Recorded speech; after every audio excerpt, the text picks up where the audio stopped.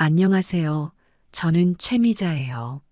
이제 66인데 나이가 드니까 시간이 참 빨리 가더라고요. 제 나이쯤 되면 손주들 자라는 것만큼 보람 있는 일이 없어요. 요즘 아이들은 맞벌이가 많고 부모들도 참 바쁘잖아요. 그러니 할머니, 할아버지가 나서서 뒷바라지 해줄 수 있는 게 있다면 도와야죠. 그래서 저는 손주들 먹을 거 하나라도 더 신경 쓰고 싶어요. 그게 어른으로서의 책임이자 또 사랑이니까요. 제 아들 종수는 결혼한 지 7년 됐습니다. 처음 결혼했을 때는 참 뿌듯했어요. 종수가 사랑하는 사람과 가정을 꾸리는 모습을 보니까 기특하고 대견하더라고요. 며느리도 첫인상은 참 좋았어요. 차분하고 어른을 잘 챙기는 것 같았죠. 물론 시간이 지나면서 이런저런 사소한 갈등은 생기더라고요. 특히 음식 문제는 항상 우리 세대와 젊은 세대 간의 차이가 있었어요. 그래도 그때마다 저는 최대한 이해하려고 했습니다. 아이들도 요즘 트렌드에 맞춰 사는 게 중요하니까요. 하지만 이번 일은 조금 달랐습니다. 며칠 전에 종수한테 전화가 왔어요. 엄마, 요즘 회사 일이 많아서 애한테 잘 신경 못 쓰고 있어. 엄마가 도와주실 수 있어? 사실 이런 말을 종수가 한 적이 별로 없거든요. 그러니 더 걱정이 됐죠. 그동안은 며느리도 그렇고 종수도 자기들끼리 알아서 다 챙겼어요. 근데 이렇게 직접 도움을 요청하니까 뭔가 심각한가 싶어서 마음이 무겁더라고요. 특히나 손주 이야기를 들으니 마음이 더 안 좋았어요. 손주가 요즘 제대로 못 먹고 있대요. 아이가 크는 중에 영양이 얼마나 중요한지 제가 잘 알잖아요. 제가 손주 생각하면서 어렸을 때부터 아들 종수에게도 얼마나 신경을 많이 썼는데요. 그래서 이번에는 손주가 잘 먹고 건강하게 자랄 수 있도록 제가 할 수 있는 걸 해야겠다고 생각했어요. 제가 옛날부터 잘하는 음식 중 하나가 바로 소고기국이에요. 소고기는 영양가가 많아서 특히 아이들이 먹으면 정말 좋죠. 부드럽게 잘 끓여서 밥과 함께 먹이면 아이들이 잘 먹고 힘도 내고 종수도 어렸을 때 소고기국을 정말 좋아했어요. 그래서 손주도 좋아하지 않을까 싶어서 정성을 다해 끓이기로 했어요. 아침부터 장을 봐서 좋은 소고기와 신선한 야채들을 사왔습니다. 저는 늘 재료가 신선해야 맛있는 음식을 만들 수 있다고 믿거든요. 특히 소고기국은 고기의 질이 중요하니까요. 고기를 삶는 시간도 정성껏 맞추고 국물이 맑고 깊은 맛이 나도록 오래 끓였어요. 사람들은 국이 단순하다고 생각할 수 있지만 사실은 굉장히 손이 많이 가는 음식이에요. 고기를 끓이면서 계속 불 조절도 해야 하고 간도 딱 맞춰야 하거든요. 국을 끓이면서 종수와 손주 생각이 많이 났어요. 얘가 이걸 먹으면 힘이 나겠지? 더 건강하게 잘 자라겠지? 이런 생각을 하니까 뿌듯하면서도 설레더라고요. 이렇게라도 손주에게 도움이 될 수 있다면 그게 제 인생의 큰 보람인 것 같았어요. 정성이 들어간 음식은 마음으로 전달되기 마련이라고 믿었으니까요. 국을 다 끓인 후에는 손주 얼굴이 빨리 보고 싶어서 마음이 급해졌어요. 그래서 부랴부랴 준비를 하고 아들 집으로 향했습니다. 아들 집에 도착했을 때 손주가 아직 어린이집에 있어서 거실에는 며느리가 있고 아들은 야간 근무하고 와서 방에서 자고 있었어요. 저는 며느리에게 반갑게 인사하고 준비해 온 소고기국을 자랑스럽게 내놨습니다. 서준이 먹이려고 소고기국 끓였어. 영양가도 좋고 서준이가 좋아할 거야. 제 말에 며느리는 살짝 웃으며 네, 어머니, 감사합니다. 라고 하더군요. 처음에는 기분이 좋았어요. 며느리가 그래도 내 정성을 알아주나 싶었거든요. 그런데 며느리가 국을 한 숟가락 떠먹더니 표정이 조금씩 변하는 게 보였어요. 입맛에 맞지 않는다는 게 딱 보이더군요. 저는 좀 불안했지만 그래도 뭐라고 말할지 기다렸어요. 그런데 며느리가 갑자기 그러는 겁니다. 이거 너무 짠데요. 그 순간 당황스러웠죠. 내가 간을 잘못 맞췄나 싶어서 바로 국을 다시 한번 먹어봤어요. 근데 제 입에는 간이 딱 맞았거든요. 물론 사람마다 입맛이 다르니까 짜다고 느낄 수도 있겠죠. 그래서 제가 말했어요. 아, 그래? 그럼 물을 좀 더 타서 먹으면 될 거야. 별일 아니라고 생각했거든요. 아이한테 짠 음식이 안 좋다고 하니까 당연히 물을 더 타서 맞추면 될 일이라고요. 그런데 그때 며느리가 말없이 일어나더니 국을 싱크대로 가져가더군요. 저는 그때부터 뭔가 이상하다 싶었어요. 그냥 간이 안 맞는다고 물을 타려나 했죠. 근데 웬걸 며느리는 한마디도 없이 그 국을 싱크대에 부으려고 하더라고요. 정말 그 순간에는 심장이 쿵 내려앉는 기분이었어요. 그걸 보고 저는 순간적으로 아무 말도 못했어요. 이게 뭐지? 왜 이러지? 머릿속이 복잡해졌어요. 내가 정성껏 끓인 국을 그냥 그렇게 버리려고 하다니. 아무리 입맛이 다르다고 해도 물 한 번 타볼 생각도 안 하고 그냥 버리려고 하다니. 정말 어이가 없었어요. 저는 그때 며느리에게 참지 못하고 말했어요. 그건 버리면 안 돼. 내가 서준이 먹이려고 정성껏 끓인 건데 짜면 물 좀 타서 먹으면 되잖아. 그런데도 며느리는 저를 쳐다보면서 피식 웃더라고요. 저희는 이렇게 짠 음식 안 먹어요. 서준이한테도 안 좋아요. 그 말투가 얼마나 차가웠는지 몰라요. 마치 내 정성 따위는 중요하지 않다는 듯한 태도였어요. 그 말을 듣는 순간 제 안에서 무언가 끊어지는 소리가 났습니다. 아무리 시대가 변하고 입맛이 다르다고 해도 그렇지. 내가 손주를 위해 한 음식을 이렇게 대하는 건 아니라고 생각했어요. 정성이란 건 쉽게 무시할 수 있는 게 아니잖아요. 그 순간부터 제 마음속에는 화가 점점 차오르기 시작했습니다. 아니, 짜면 물 좀 타서 먹으면 되는 걸 왜 버리려고 해? 제 목소리가 떨렸어요. 말로는 어떻게든 담담하게 하려고 했지만 이미 제 속은 복잡하게 요동치고 있었죠. 그런데 며느리는 그 말에 미동도 없이 차분하게, 아니, 오히려 무심하게 말하더군요. 어머니, 이런 거 해오지 마세요. 아무도 안 먹으니까. 맛도 없어요. 그 말을 듣는 순간 속이 문득 차오르는 듯한 기분이 들었습니다. 며느리가 그렇게 아무렇지 않게 말하는데 정말 황당하고 속상했어요. 아무리 짜다고 해도 물을 조금 타서 먹을 수 있지 않나요? 아니면 나중에 간을 맞춰서 먹이면 되는 일 아닌가요? 하지만 며느리는 그런 생각은 전혀 하지 않고 그냥 안 맞는다, 먹지 않겠다는 태도로 일관했어요. 그것도 제가 몇 시간 동안 정성을 다해 끓인 음식을 말이에요. 정말 참기가 힘들었습니다. 그동안 며느리와 살짝살짝 마찰이 있었지만 저는 늘 참아왔어요.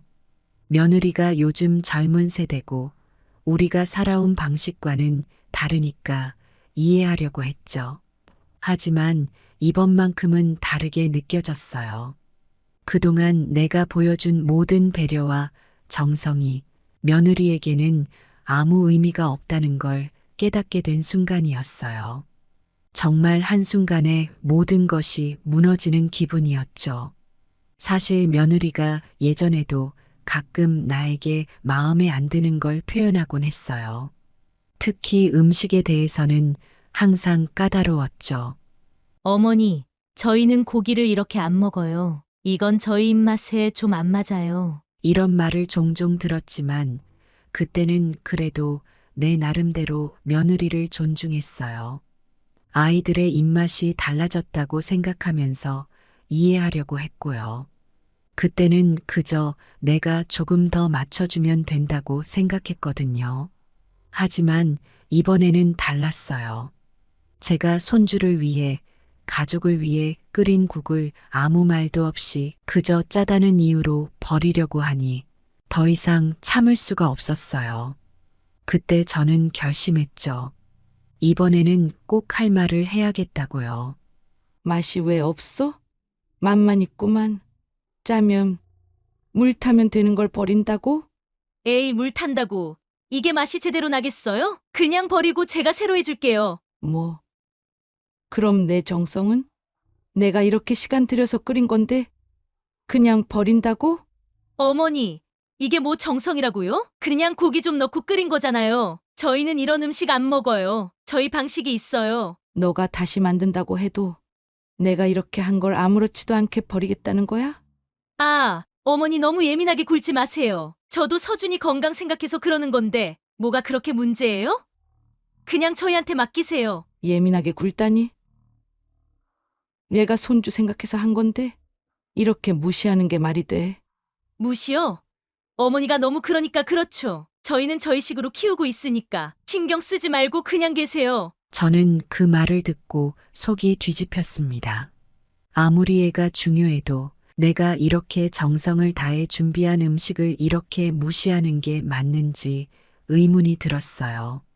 아니, 그보다도 아쉬운 건 제가 이 가족에서 점점 더 설 자리를 잃어가고 있다는 느낌이었어요. 그때부터 제 안에서 무언가 차오르기 시작했어요. 평소에는 며느리와 살짝살짝 불편한 일이 생겨도 아휴. 그래. 요즘 애들이 다 그렇지. 이러면서 넘겼는데 이번에는 그게 안 되더라고요. 내가 왜 이 상황까지 와서 이런 대접을 받아야 하나 생각하니 억울하고 서운했어요. 아무리 세대가 달라도 서로 조금씩 양보하고 배려해야 하는 거 아닌가요? 그게 가족 아니에요? 저는 며느리에게서 차가운 말만 계속 듣다 보니 더 이상 참을 수 없었어요. 너가 아무리 입맛이 달라도 내가 이걸 왜 끓였는지 생각해봐라. 손주를 위해서야. 서준이가 이걸 먹으면 건강하게 자랄 수 있겠다고 생각해서 끓인 거라고. 제 목소리가 점점 높아졌어요. 며느리는 여전히 눈 하나 깜짝하지 않고 말했어요. 어머니, 그건 어머니 생각이시죠. 같은 말 반복하게 하지 마세요. 저희는 저희 방식대로 아이를 키우고 있으니까 그걸 존중해 주셨으면 좋겠어요. 그 말이 정말 가슴에 비수처럼 꽂혔어요. 존중이라니요. 지금까지 내가 얼마나 이 가족을 위해서 배려하고 존중해 왔는데 내가 받는 존중은 없다는 생각이 들었어요. 저는 결국 터져나오는 감정을 더 이상 막을 수 없었어요. 너가 그렇게 아이를 잘 키운다고 생각하겠지만 나도 종수 아버지 없이 종수 하나 키워내느라 얼마나 고생했는지 알아?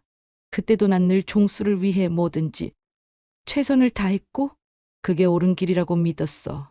그런데 지금 너가 내 정성을 이렇게 쉽게 무시할 줄은 정말 몰랐다. 그 순간 며느리의 표정이 조금 굳어졌어요. 하지만 여전히 그녀는 물러서지 않았어요. 어머니, 저도 아이를 위해 최선을 다하고 있어요. 저희가 하는 방식도 존중해 주셔야죠. 그 말에 제 분노는 더 커졌습니다. 그동안 내가 배려해 온 것들이 한순간에 부정당하는 기분이었거든요. 아들 종수는 그 순간 아무 말 없이 옆에 서 있었습니다. 내가 아들에게 기대했던 말이나 행동은 전혀 없었어요. 종수는 그저 며느리와 저 사이에서 아무 말도 못하고 눈치만 보고 있더군요. 그 모습을 보는데 갑자기 모든 힘이 빠지더라고요.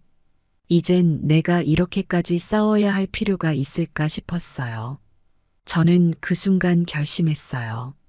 더 이상 며느리와 싸우거나 설득하려는 시도조차 할 필요가 없다고요. 알겠다. 너희 방식대로 해라. 나는 더 이상 너희 가정에 관여하지 않을 테니까. 차갑게 말을 마치고 저는 그대로 아들 집을 떠났습니다. 그 순간에도 종수는 여전히 아무 말도 하지 않고 고개를 떨구고 있었어요. 아들 집을 나서면서 가슴이 먹먹해졌습니다. 아들 종수의 침묵이 무엇보다도 가슴에 남더군요. 며느리와의 갈등이 생길 때마다 종수는 항상 중립적인 입장을 취했어요. 그가 중립적이라는 건 사실은 나를 방치하고 있다는 걸 의미했지만요. 그때마다 속상하면서도 그래, 아들도 어쩔 수 없겠지라고 이해하려고 했습니다. 아내와 어머니 사이에서 어느 쪽을 편들면 다른 쪽이 서운해질 걸 아니까 종수가 말하지 않는 것도 나름 이해는 했어요.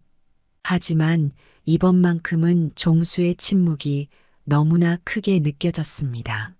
내가 이렇게 속상하고 정성껏 준비한 음식을 며느리가 아무렇지 않게 버리려 했는데 그걸 본 아들이 아무 말도 하지 않는 게 정말 마음을 아프게 했어요. 그 순간 종수는 도대체 무슨 생각일까 하는 의문이 들었습니다. 집으로 돌아오는 길에 차 안에서 종수의 어릴 적 생각이 났어요.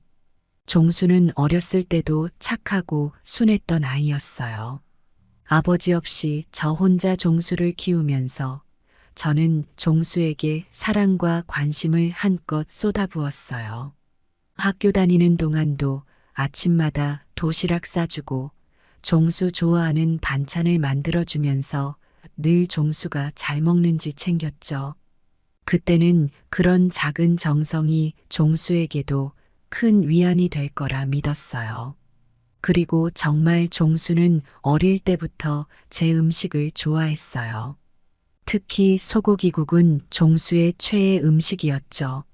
종수가 그걸 먹고 너무 맛있다고 말할 때마다 저는 정말 큰 기쁨을 느꼈습니다. 그런 종수가 지금은 아내의 말만 듣고 저를 방치하고 있다는 게 어쩌면 당연한 일일지도 모르지만 한편으로는 배신감처럼 느껴지기도 했어요. 정말 제가 바라는 건 종수가 단순히 저를 위해 무언가를 하는 게 아니었어요. 그저 가족으로서 최소한의 배려, 이해, 그리고 존중이 필요했을 뿐이었죠. 그런데 그런 것들이 아들의 침묵 속에서 사라지는 느낌이었어요. 종수가 아내와 아이를 생각하는 것도 이해가 되지만 어머니로서 나는 그저 멀리서 바라봐야 하는 존재가 되어버린 건가 하는 생각이 자꾸만 들었어요. 집으로 돌아오는 내내 차 안에서 여러 가지 생각이 꼬리에 꼬리를 물고 떠올랐습니다. 며칠이 지나도 아들 집에서 연락이 오지 않았습니다. 평소 같으면 제가 먼저 전화를 걸어서 안부도 묻고 손주가 어떻게 지내는지 물어봤을 텐데 이번에는 그러고 싶지 않았어요. 며느리가 국을 버리려고 했던 장면과 아들의 침묵이 아직도 생생하게 떠올랐거든요. 어쩌면 이번엔 아들에게 뭔가 결단을 내릴 기회를 줘야 한다는 생각이 들었어요. 종수가 나중에라도 나를 생각하고 연락하겠지. 조금 기다리자 하고요. 하지만 기다리던 전화는 오지 않았습니다. 제가 연락을 하지 않으니 그들도 제가 신경 쓰지 않는다고 생각하는 건지 아니면 그냥 잊고 사는 건지 모르겠지만 그 침묵은 점점 저를 더 서운하게 만들었어요. 이제는 내가 아들 집에 갈 이유가 없어졌나? 내가 정말 이 집에서 소외된 걸까? 라는 생각이 들기도 했죠. 처음에는 손주 생각에 가슴이 아팠지만 시간이 지나면서 점점 마음이 차분해졌어요. 그러면서 저는 스스로 결심했어요. 더 이상 내가 나서서 아들 집에 가지 않겠다고요. 이제는 손주도 아들도 며느리도 내가 없어도 잘 살겠지 싶었어요. 처음에는 힘들었지만 그렇게 마음을 정리하기 시작하니까 오히려 마음이 편해졌어요. 그동안 내가 가족을 위해 너무 많은 걸 희생하고 너무 많은 기대를 하고 있었구나 싶기도 했죠. 며느리와의 갈등도 사실은 내가 너무 참으면서 배려하려다 보니 이런 일이 생긴 건 아닐까 하는 생각도 들었어요. 하지만 이제는 다르게 살기로 결심했어요. 더 이상 그들에게 휘둘리지 않고 나를 위한 삶을 살겠다고요. 그동안은 내가 엄마로서, 할머니로서 역할을 다해야 한다는 생각이 강했는데, 이제는 내가 나 자신을 위한 삶을 찾아야 한다고 느꼈어요. 이렇게까지 며느리와 싸우고 아들의 침묵 속에서 상처를 받은 후에야 겨우 깨달았어요. 이젠 내가 먼저 나서서 그들에게 다가갈 필요도 없고 그들이 나를 필요로 하지 않는다면 나도 더 이상 그들에게 기대지 않겠다고요.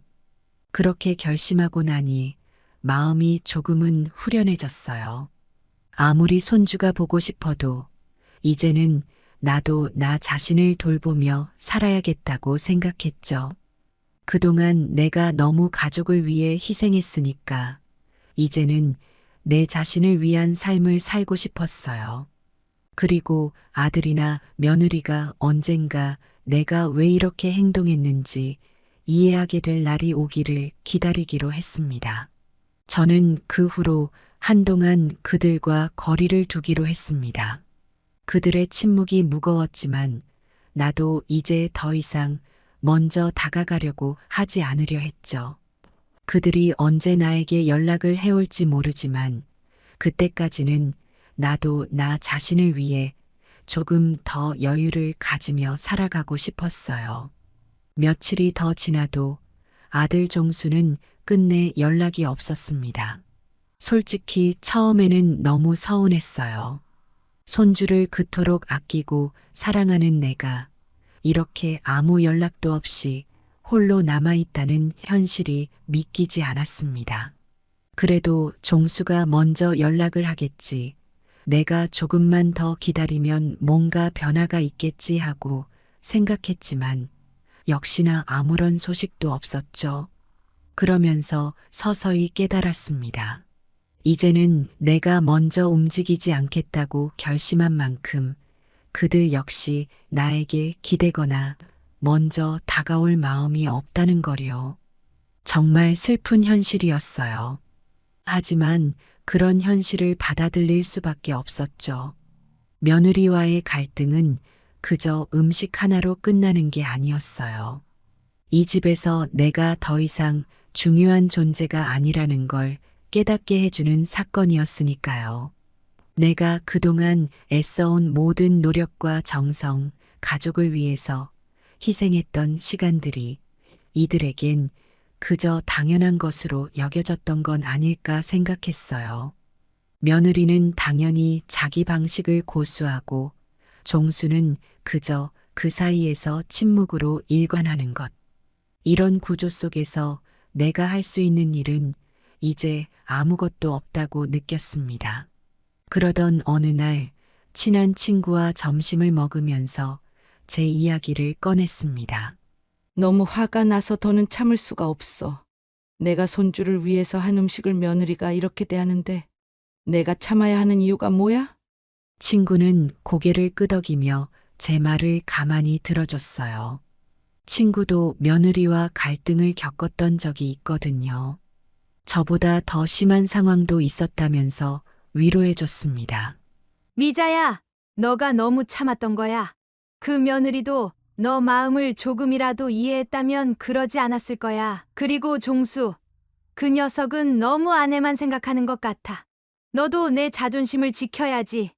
그 말에 저는 순간 눈물이 날 뻔했어요. 맞아요. 친구 말처럼 내가 너무 참아왔던 게 문제였던 거죠. 내가 나 자신을 지키지 않으면 아무도 나를 지켜주지 않는다는 걸 이제야 깨달은 거예요. 그날 이후 저는 스스로 결심했어요. 더 이상 아들 집에 가지 않겠다고요. 정말 단호하게 내 마음을 정리해야겠다고 다짐했죠. 그리고 그 결심은 생각보다 더 단단하게 마음속에 자리 잡았습니다. 종수가 언제고 나에게 연락을 해올 수도 있겠지만 이제는 내가 더 이상 그들에게 먼저 다가가서는 안 된다는 확신이 들었어요. 가족이니까 무조건 참아야 한다는 생각은 이제 버리기로 했습니다. 내가 존중받지 못하는 관계 속에서 내가 할 일은 아무것도 없다고 느꼈으니까요. 더 이상 내 마음을 상처받게 할 이유가 없었어요. 그건 오히려 나 자신에게 너무나 큰 고통을 주는 일이니까요. 결국 저는 아들 집에 발길을 끊었습니다. 처음에는 정말 어려웠어요. 손주 생각이 나고 종수와 며느리에게 어떻게 연락을 해야 할지 고민도 많이 했죠. 하지만 시간이 지나면서 점점 마음이 편안해졌어요. 내가 이렇게 살아가는 것이 나에게 더 맞는 선택이라는 걸 알게 되었거든요. 언젠가 그들도 내가 왜 이런 결정을 했는지 이해할 날이 오겠죠. 그때까지 나는 나의 삶을 살아가기로 했어요. 아들 집에 가지 않기로 결심한 지 몇 달이 지나갔습니다. 그동안 종수에게서 연락이 온 적은 딱 한 번이었어요. 그마저도 그냥 형식적인 안부 전화였죠. 엄마, 요즘 어떻게 지내세요? 그 말을 듣는데 가슴이 살짝 찌릿하더라고요. 하지만 저는 그저 담담하게 대답했어요. 그냥 잘 지낸다. 너희도 잘 지내고 있지? 대화는 그리 길게 이어지지 않았습니다. 종수도 뭔가 미안한 기색이 있었던 것 같긴 했지만 그건 어디까지나 제 느낌일 뿐이었죠. 종수는 그저 아내와 아이와 함께 바쁜 일상을 보내고 있을 뿐 제가 겪었던 감정들을 진심으로 이해하지는 못할 거라고 생각했어요. 그 이후로 저는 더 이상 종수에게 어떤 기대도 하지 않기로 했어요. 손주가 보고 싶을 때도 있었지만 이제는 나 자신을 위한 시간을 더 많이 가지기로 했습니다. 그동안 참 많이도 참아왔고 희생해왔으니까요. 이제는 나도 나를 위해 무언가를 해야 한다고 생각했어요. 그래서 오랜만에 취미 생활도 시작하고 친구들과의 모임에도 더 자주 나갔죠. 그러던 어느 날 제가 종수 집에 가지 않은 지 꽤 오랜 시간이 흐른 후에 며느리에게서 연락이 왔습니다. 처음엔 의외였어요. 며느리가 직접 저에게 전화를 걸어오는 건 처음이었거든요.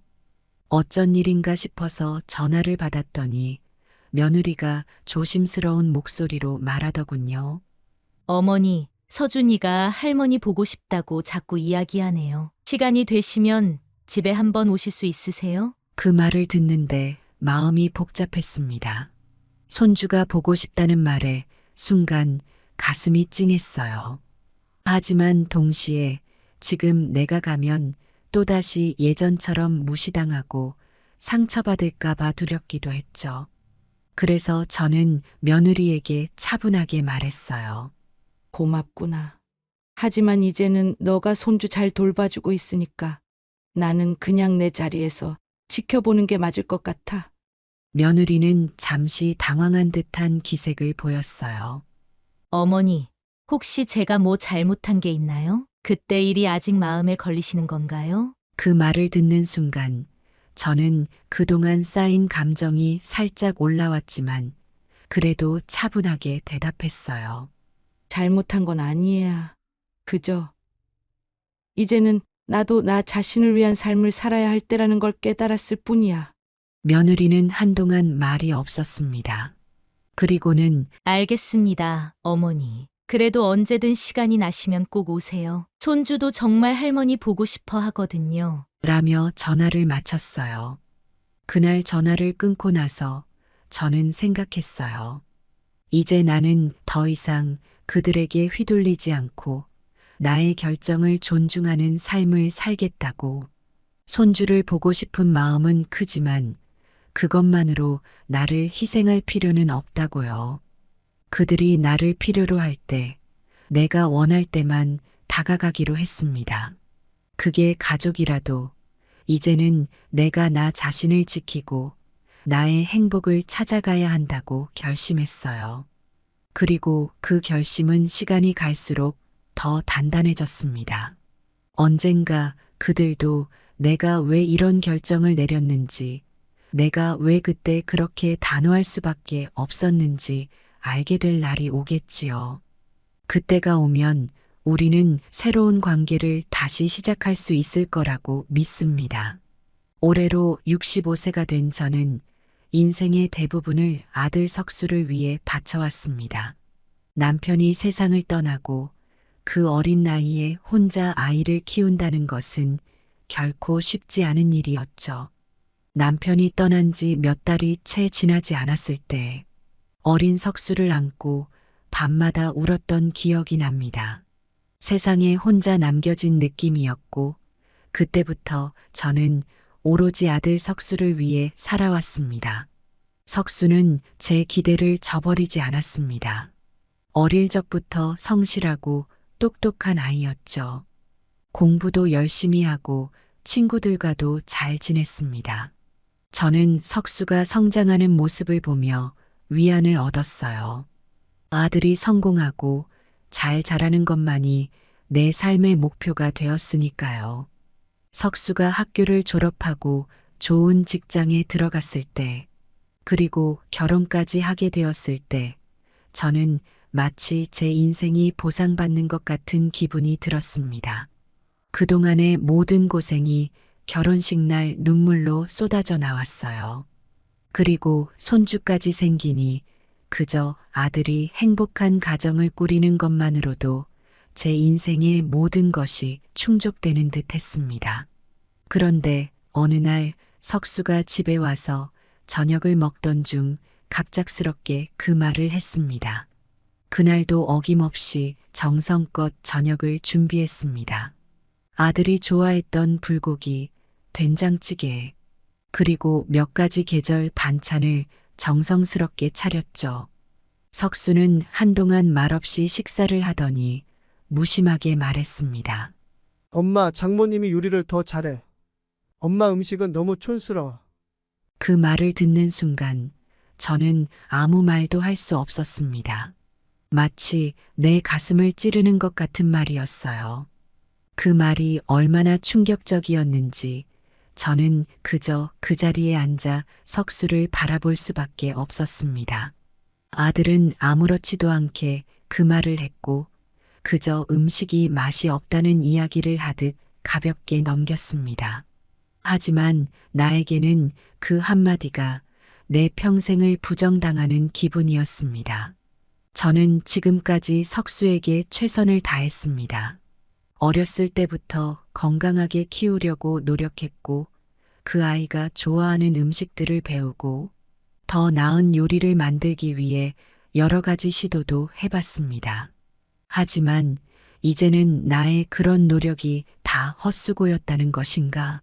내가 그토록 아끼고 사랑하며 키운 아들이 나의 음식과 나 자신을 그렇게 쉽게 비하할 수 있다는 사실이 도저히 믿기지 않았습니다. 저는 그저 가만히 앉아서 석수가 음식을 먹는 모습을 지켜봤습니다. 그 아이는 아무렇지도 않게 밥을 먹고 있었지만 내 속은 마치 불타는 것 같았습니다. 한 숟가락 한 숟가락 뜰 때마다 저는 석수가 제 앞에 앉아 있는 것이 아니니 아주 멀리 떨어져 있는 사람처럼 느껴졌어요.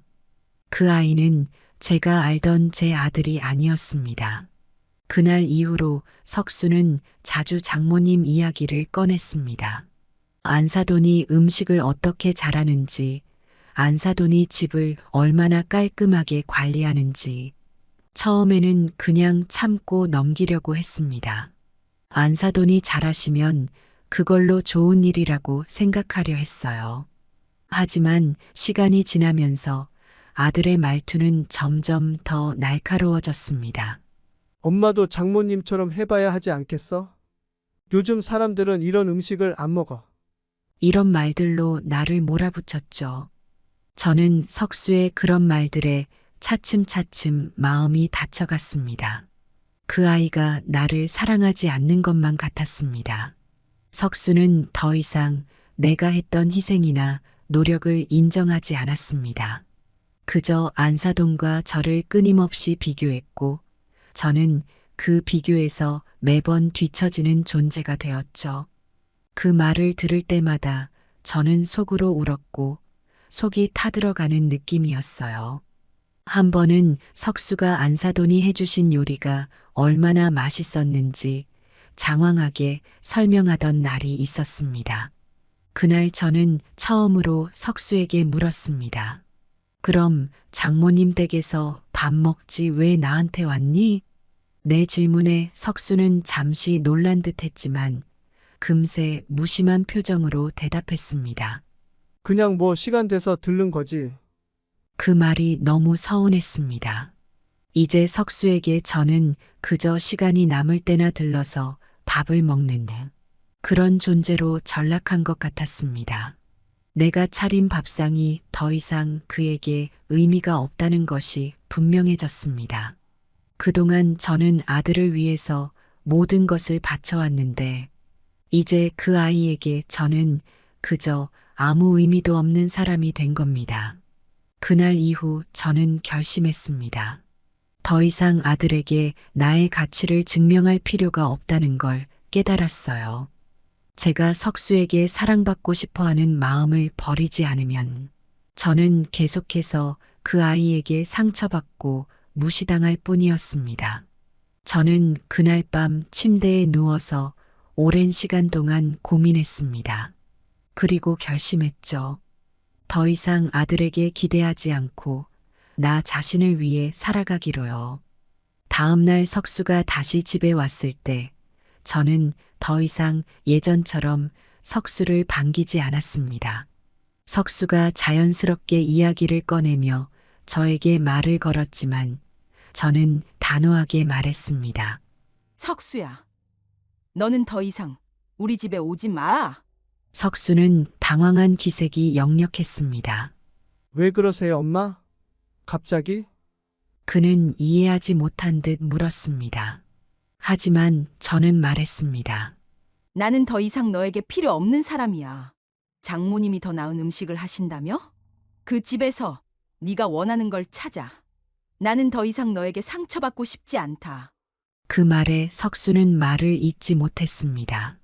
그는 잠시 서 있다가 결국 아무 말도 하지 않고 집을 나갔습니다. 저는 그 아이가 나가고 나서야 깊은 한숨을 내쉬었습니다. 비록 내 마음이 아프고 허탈했지만 동시에 홀가분한 기분도 들었어요.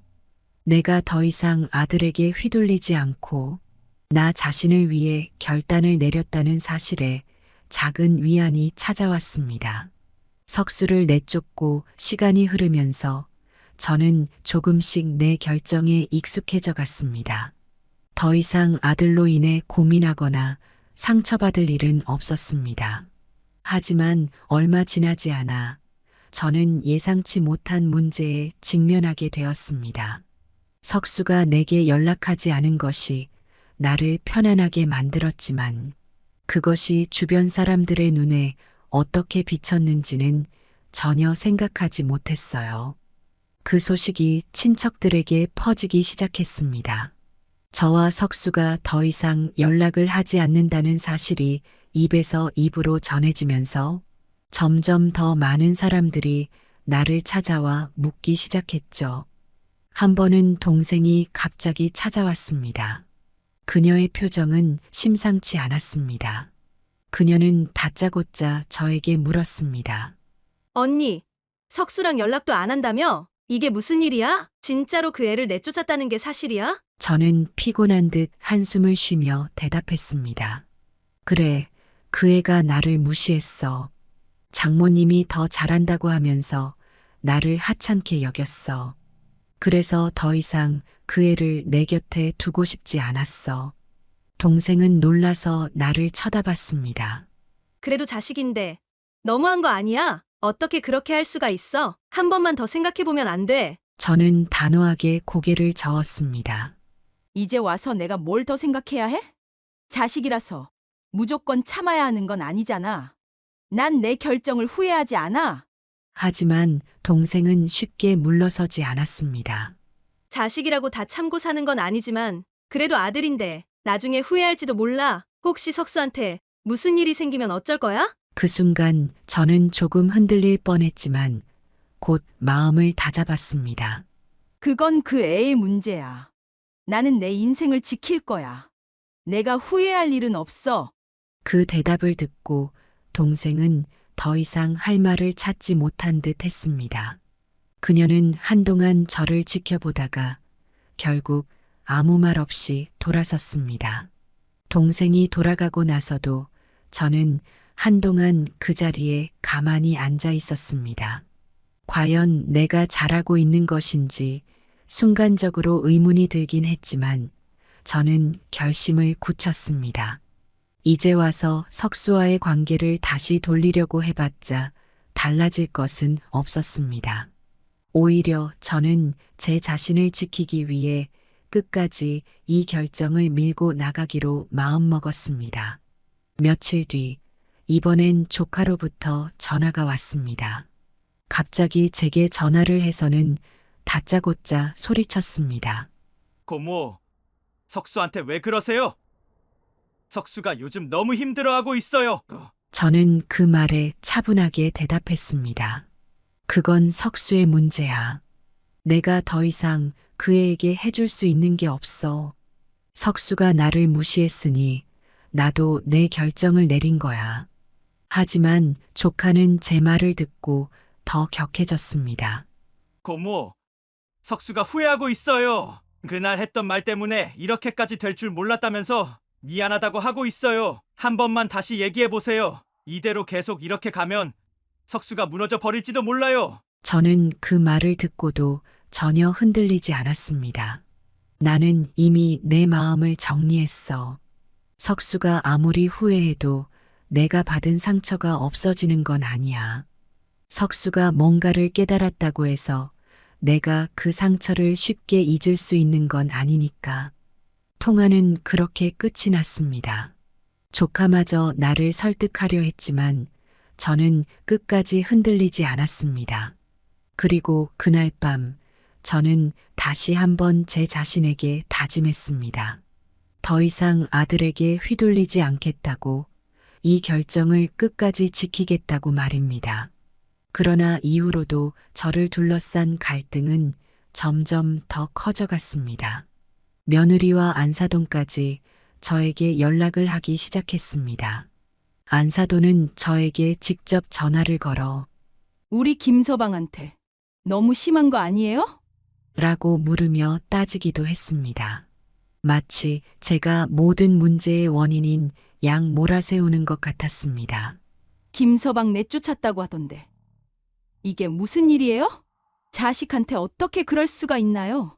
저는 단호하게 대답했습니다. 내 아들이라 해서 무조건 받아줘야 하는 건 아닙니다. 사돈도 아실 겁니다. 저도 사람이고, 저도 제 자존심이 있습니다. 더 이상 그 아이에게 상처받고 싶지 않아요. 그렇게 말한 후 저는 전화를 끊었고 그 이후로는 더 이상 연락이 오지 않았습니다. 모든 것이 조용해졌지만 저는 그만큼 더 강해진 느낌이 들었습니다.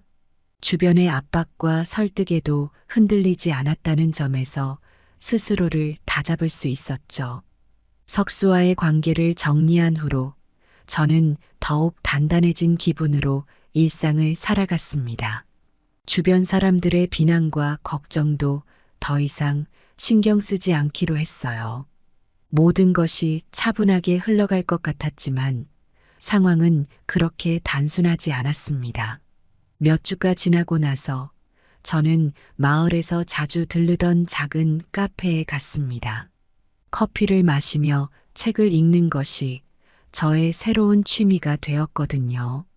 그날도 평소처럼 자리에 앉아 커피를 주문했는데 문득 낯익은 목소리가 들렸습니다.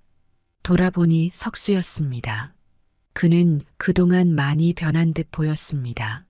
그 전보다 초췌해 보였고 눈 밑에는 다크서클이 짙게 내려앉아 있었습니다. 우연히 마주친 상황에 잠시 멈칫했지만 저는 곧 태연한 척 커피를 마셨습니다. 석수 역시 저를 보고 한동안 망설이는 듯 했지만 결국 자리로 다가왔습니다. 그는 무겁게 한숨을 쉬며 말을 꺼냈습니다. 엄마, 나 요즘 힘들어. 요즘 회사도 잘 안 풀리고 집에서도 자꾸 싸워. 이제 어떻게 해야 할지 모르겠어. 그의 목소리에는 피로가 묻어났지만 저는 그저 그 자리에 가만히 앉아 있었습니다. 아들이 힘들다는 말을 듣고 마음 한편이 약해질 뻔했지만 저는 이미 결심한 것을 깨지 않기로 했습니다.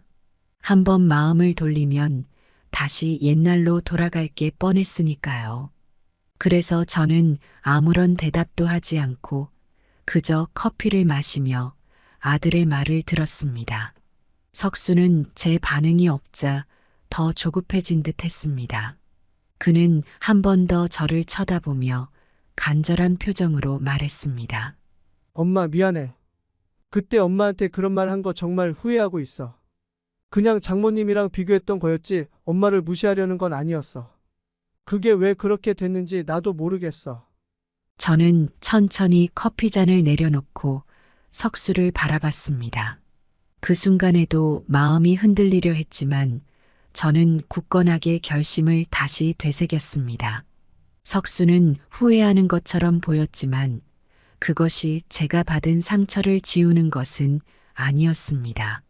그리고 제가 다시 그를 받아들인다면 우리는 또다시 같은 문제로 부딪히게 될 것이라는 사실을 저는 누구보다 잘 알고 있었습니다. 저는 짧게 한숨을 내쉬고 말했습니다. 석수야. 너가 힘들다는 건 알겠어. 하지만 너는 이제 어른이야. 스스로 해결해야 해. 내가 도울 수 있는 건 없어. 그 말에 석수는 큰 충격을 받은 듯 보였습니다. 그는 눈을 크게 뜨며 나를 쳐다봤습니다. 아마도 제가 다시 그를 받아들이고 모든 걸 잊어주길 기대했을지도 모릅니다. 하지만 저는 그럴 수 없었습니다. 내가 아들을 받아들여 다시 예전처럼 지낸다고 해서 내가 겪었던 상처와 석수의 태도가 달라질 리 없었으니까요. 석수는 한동안 말을 잇지 못하다가 고개를 떨구며 천천히 자리에서 일어났습니다. 그는 마지막으로 저를 한 번 더 쳐다보더니 아무 말 없이 카페 문을 열고 나갔습니다. 저는 그가 나가고 난 후에도 한동안 그 자리에 가만히 앉아 있었습니다. 마음속에서는 여러 감정이 뒤엉켰지만 저는 제 결정을 후회하지 않기로 했습니다. 저는 더 이상 석수에게 기대며 상처받고 싶지 않았으니까요. 며칠이 지나고 마을에서 일어난 작은 소식이 저의 귀에 들어왔습니다. 석수가 회사를 그만두었다는 소식이었습니다. 그 이야기를 들었을 때 저는 한동안 멍하니 서 있었습니다. 일이 너무 힘들었던 걸까요? 아니면 제가 그에게 단호하게 굴었던 것이 그를 더 힘들게 만든 걸까요? 순간적인 죄책감이 밀려왔지만 저는 곧 그것이 저의 잘못이 아님을 스스로에게 되새겼습니다. 석수는 이제 어른이고 자신의 삶을 책임질 사람입니다. 저는 그가 어른으로서 자신의 문제를 해결할 수 있으리라 믿었습니다. 그러나 이 소식을 전한 사람은 저에게 더 충격적인 이야기를 덧붙였습니다. 석수가 요즘 집에도 잘 안 들어간대요. 어디서 뭘 하는지 알 수 없다고 며느리가 많이 걱정하고 있더라고. 이 말을 듣는 순간 저는 가슴이 철렁 내려앉았습니다. 아무리 단호한 결심을 했어도 아들이 어디서 뭘 하고 있는지도 모른다는 사실은 저를 크게 불안하게 만들었습니다. 혹시 무슨 일이 생긴 것은 아닌지, 혹은 너무 멀리 나가버린 것은 아닌지 여러 생각이 머릿속을 가득 채웠습니다. 며느리는 몇 번이나 저에게 전화를 했지만 저는 쉽게 전화를 받을 수 없었습니다. 제가 전화를 받으면 다시 예전으로 돌아가게 될까봐 두려웠기 때문입니다. 하지만 마음 한편으로는 아들이 어디서 무얼 하고 있는지 알고 싶은 마음이 강하게 일었습니다. 혹시라도 무슨 큰일이 생기지는 않았을까 걱정이 되지 않을 수 없었죠. 그렇게 몇 주가 흐르고 저는 결국 며느리에게서 온 전화를 받았습니다. 그녀의 목소리는 조심스러웠고 저는 그녀가 무슨 말을 할지 이미 알고 있었습니다. 어머님, 석수가 정말 많이 힘들어해요. 집에도 들어오지 않고 회사도 그만뒀어요. 어떻게 해야 할지 모르겠어요. 어머님이 한 번만 석수랑 이야기해 주실 수 없을까요? 그 목소리에는 절박함이 묻어나왔습니다. 저는 한동안 말없이 전화를 쥐고만 있었습니다. 과연 내가 다시 나서야 할까? 저는 이미 아들과의 관계를 정리했고 그 결정은 저를 더 강하게 만들었다고 믿었습니다. 그런데 다시 아들의 삶에 끼어들어야 하는 걸까? 이 선택이 옳은지 아닌지에 대한 고민이 머릿속을 복잡하게 만들었지만 저는 여전히 제 자신을 지키기 위해서 어떤 결정을 내려야 할지 알고 있었습니다. 며느리의 절박한 목소리를 들었지만 그때도 결심을 굽히지 않았습니다. 석수와의 관계는 이미 끝났다고 스스로를 다짐했기 때문입니다. 아들이 힘들어하더라도 저는 그저 그 아이가 자신의 문제를 스스로 해결해야 한다고 생각했습니다. 그래서 그 후로도 석수의 연락을 받지 않았습니다. 그 후로 1년, 2년이 흘렀습니다. 처음엔 석수가 꾸준히 연락을 시도했지만 저 역시 단호했습니다. 그는 더 이상 내 아들이 아니라 그저 스스로의 인생을 살아가야 할 사람일 뿐이었으니까요. 저는 아들과의 관계를 끊고 저만의 삶을 찾는데 집중했습니다. 미술 수업에 다니고 새로운 사람들과 어울리며 그동안 소홀했던 제 자신을 돌보았습니다. 아들과의 연락을 끊은 것은 때때로 마음에 걸렸지만 그것이 저를 더 단단하게 만들었다고 스스로를 위로했습니다. 그러나 2년이 지난 어느 날 저는 석수로부터 뜻밖의 전화를 받았습니다. 오랜만에 들리는 그의 목소리는 한층 지치고 더 어두워져 있었습니다. 엄마 미안해. 갑자기 연락드려서. 그런데 정말 더는 견딜 수 없어서 그래. 장모님이 돈을 갚지 않아. 그 돈 때문에 나도 우리 가정도 다 무너질 판이야. 저는 그 순간 귀를 의심했습니다. 안사돈이 돈을 갚지 않았다는 말이 무슨 뜻인지, 그동안 무슨 일이 있었는지 궁금해졌습니다. 하지만 석수의 말을 끊고 물어볼 수는 없었습니다. 무슨 일이니? 석수야? 무슨 돈을 못 갚았다는 거야? 석수는 잠시 머뭇거리더니 결국 모든 이야기를 털어놓기 시작했습니다. 2년 전 안사돈이 사업이 어려워져 돈을 빌려달라고 했다는 사실은 저도 알고 있었습니다. 그러나 그 돈이 이렇게 큰 문제가 될 줄은 전혀 몰랐습니다. 처음에 석수는 안사돈을 믿고 돈을 빌려줬지만 그 후 안사돈은 점점 돈을 갚을 수 없다는 변명만을 늘어놓았다고 했습니다. 몇 번이고 갚겠다고 약속했지만 시간이 지날수록 상황은 더 나빠졌고 석수는 점점 더 깊은 재정적인 구렁텅이에 빠지게 된 것이었습니다. 엄마 나 이제 정말 집도 팔아야 할지도 몰라. 회사도 그만뒀어. 돈 문제 때문에 너무 힘들었거든. 우리 가정이 무너질 것 같아. 저는 그 말을 듣고 가슴이 철렁 내려앉았습니다. 그동안 아들과의 관계를 끊고 스스로의 삶을 찾아가는데 집중해왔지만 이제는 상황이 너무 심각해졌습니다. 더 이상 이 문제를 모른 척할 수 없었습니다. 석수의 삶이 완전히 무너질 위기에 처해 있다는 사실이 저를 흔들었습니다. 그래.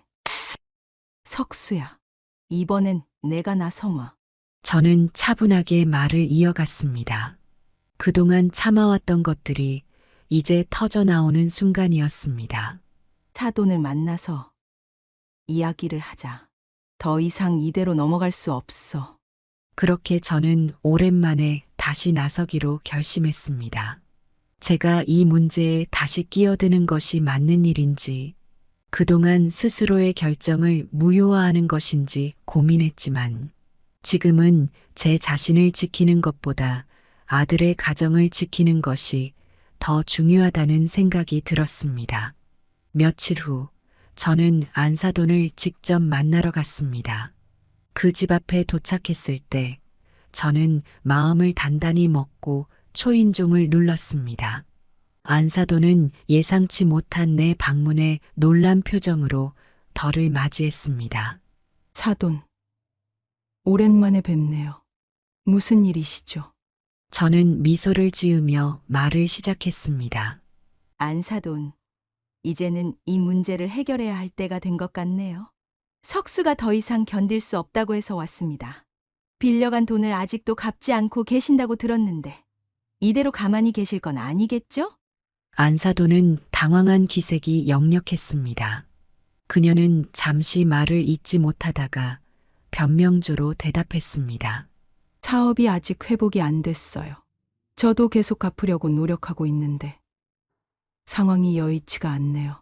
저는 더 이상 그 변명을 듣고 있을 수 없었습니다. 안사돈. 저도 상황을 이해하려고 했습니다. 하지만 2년이나 지났습니다. 그동안 석수는 이 일 때문에 가정이 무너질 지경에 이르렀습니다. 더 이상 이 문제를 미루지 마세요. 안사돈도 아들 가진 부모 아니십니까? 그럼 이게 얼마나 중요한 일인지 아실 겁니다. 그 순간 안사돈의 표정이 바뀌었습니다. 그녀도 더 이상 변명할 수 없다는 것을 깨달은 듯 보였습니다. 저는 그때까지 침착하게 말을 이어갔지만 속으로는 분노가 치밀어 올랐습니다. 석수가 이토록 힘들어하는데 그동안 무책임한 태도를 보인 그녀가 용서되지 않았습니다. 이제는 끝내야 할 때입니다. 더 이상은 못 참아요. 석수가 집을 팔아야 할 상황까지 몰렸습니다. 제 아들, 제 가정이 파탄날 수도 있다고요. 더는 지켜볼 수 없습니다. 안사돈은 한동안 말없이 고개를 숙이고 있었습니다. 결국 그녀는 어쩔 수 없다는 듯 고개를 끄덕이며 말했습니다. 알겠습니다. 제가 방법을 찾아볼게요. 돈을 어떻게든 마련해서 갚겠습니다. 죄송합니다. 사돈. 그 말을 들었을 때 저는 비로소 조금 안심할 수 있었습니다. 하지만 여전히 마음 한구석에는 불안함이 남아 있었습니다. 그녀가 과연 진정으로 이 문제를 해결할 수 있을지 끝까지 지켜봐야 할 일이었습니다. 그 후로 몇 주가 지나고 석수는 저에게 다시 연락을 했습니다. 엄마, 장모님이 드디어 돈을 갚기 시작했어. 조금씩 갚고 있어. 이제 더는 걱정 안 해도 될 것 같아. 그 말을 듣는 순간 저는 비로소 한시름 놓을 수 있었습니다. 제가 직접 나서서 문제를 해결해야 했지만 그 덕분에 석수의 가정이 무너지는 일을 막을 수 있었습니다. 안사돈이 돈을 갚기 시작하면서 석수의 가정은 조금씩 안정을 찾아갔습니다. 석수가 다시 직장을 구하고 생활이 다시 궤도에 오르기까지 몇 달이 걸렸지만 그동안 저는 석수의 삶에 다시 깊이 관여하지 않았습니다. 제가 석수에게 다시 기회를 주긴 했지만 그것이 제가 다시 그와 가까워지거나 그를 다시 받아들여야 한다는 의미는 아니었습니다. 내 역할은 여기까지다. 저는 스스로를 그렇게 다독였습니다. 아들이나 안사돈이 다시 제 인생에 얽히는 일은 더 이상 없을 것이라고 믿었습니다. 그러나 그 믿음이 틀렸다는 것을 깨닫는 데는 그리 오랜 시간이 걸리지 않았습니다. 몇 개월 후 석수가 다시 제게 전화를 걸어왔습니다. 이번에도 석수의 목소리는 어둡고 지쳐 있었습니다. 엄마, 장모님이 다시 돈을 달라고 하셔. 사업이 좀 어려워지셨다고 해서 또 도와드려야 할 것 같아. 그 말을 듣는 순간 저는 다시 한번 충격에 빠졌습니다. 몇 달 전 간신히 빌린 돈을 조금씩 갚아 나가던 안사돈이 또다시 석수에게 손을 벌리다니 저는 불안감과 분노가 동시에 치밀어 올랐습니다. 도대체 언제까지 이럴 거야? 속으로 생각하며 저는 바로 대답했습니다. 석수야. 이번엔 절대 안 돼. 더 이상 너희 가정이 그 사람 때문에 무너질 수는 없어. 석수는 한숨을 쉬며 대답했습니다. 나도 알아. 그런데 장모님이 너무 간절히 부탁하시니까 아내도 너무 힘들어하고 있고 어떻게 해야 할지 모르겠어. 이번에도 그냥 도와드리면 안 될까? 사업이 다시 회복되면 그때 갚으실 거라고 하셔. 저는 그 말을 듣고 가슴이 답답해졌습니다. 석수는 여전히 장모님의 부탁을 거절하지 못하고 있었습니다. 그동안 그 사람이 자신의 가정에 끼친 고통을 잊은 걸까? 아니면 그저 다시 그들의 요구에 순응하려는 것일까? 저는 차분하게 석수에게 물었습니다. 석수야. 너가 이번에도 도와주면 그 끝이 없다는 걸 알아야 해. 이미 몇 번이나 그분이 약속을 지키지 않았고 그 때문에 너희 가정이 얼마나 힘들었는지 기억해? 이번에는 너가 단호해져야 해. 너가 그 사람을 계속 도와주면 또다시 너의 인생이 무너질 거야. 석수는 잠시 침묵했습니다. 아마도 그도 제가 한 말이 옳다는 것을 알고 있었을 것입니다. 그러나 안사돈의 간절한 부탁 앞에서 석수는 여전히 혼란스러워하고 있었습니다. 결국 그는 무겁게 한숨을 쉬고 이렇게 말했습니다. 엄마 말이 맞는 것 같아. 그런데 아내도 장모님을 도와주고 싶어 해. 그걸 거절하는 것도 너무 힘들고. 저는 그 말을 듣고 더 이상 지켜볼 수 없다고 결심했습니다. 이번에도 제가 석수 대신 안사돈과 직접 이야기를 해야겠다는 생각이 들었습니다. 저는 결단을 내리고 석수에게 말했습니다. 좋아. 이번에도 내가 직접 나설게. 다시는 이런 일이 생기지 않도록 내가 확실히 말해줄게. 다음 날 저는 다시 한번 안사돈을 만나러 갔습니다. 지난번보다 더 단호한 결심을 가지고 문을 두드렸습니다.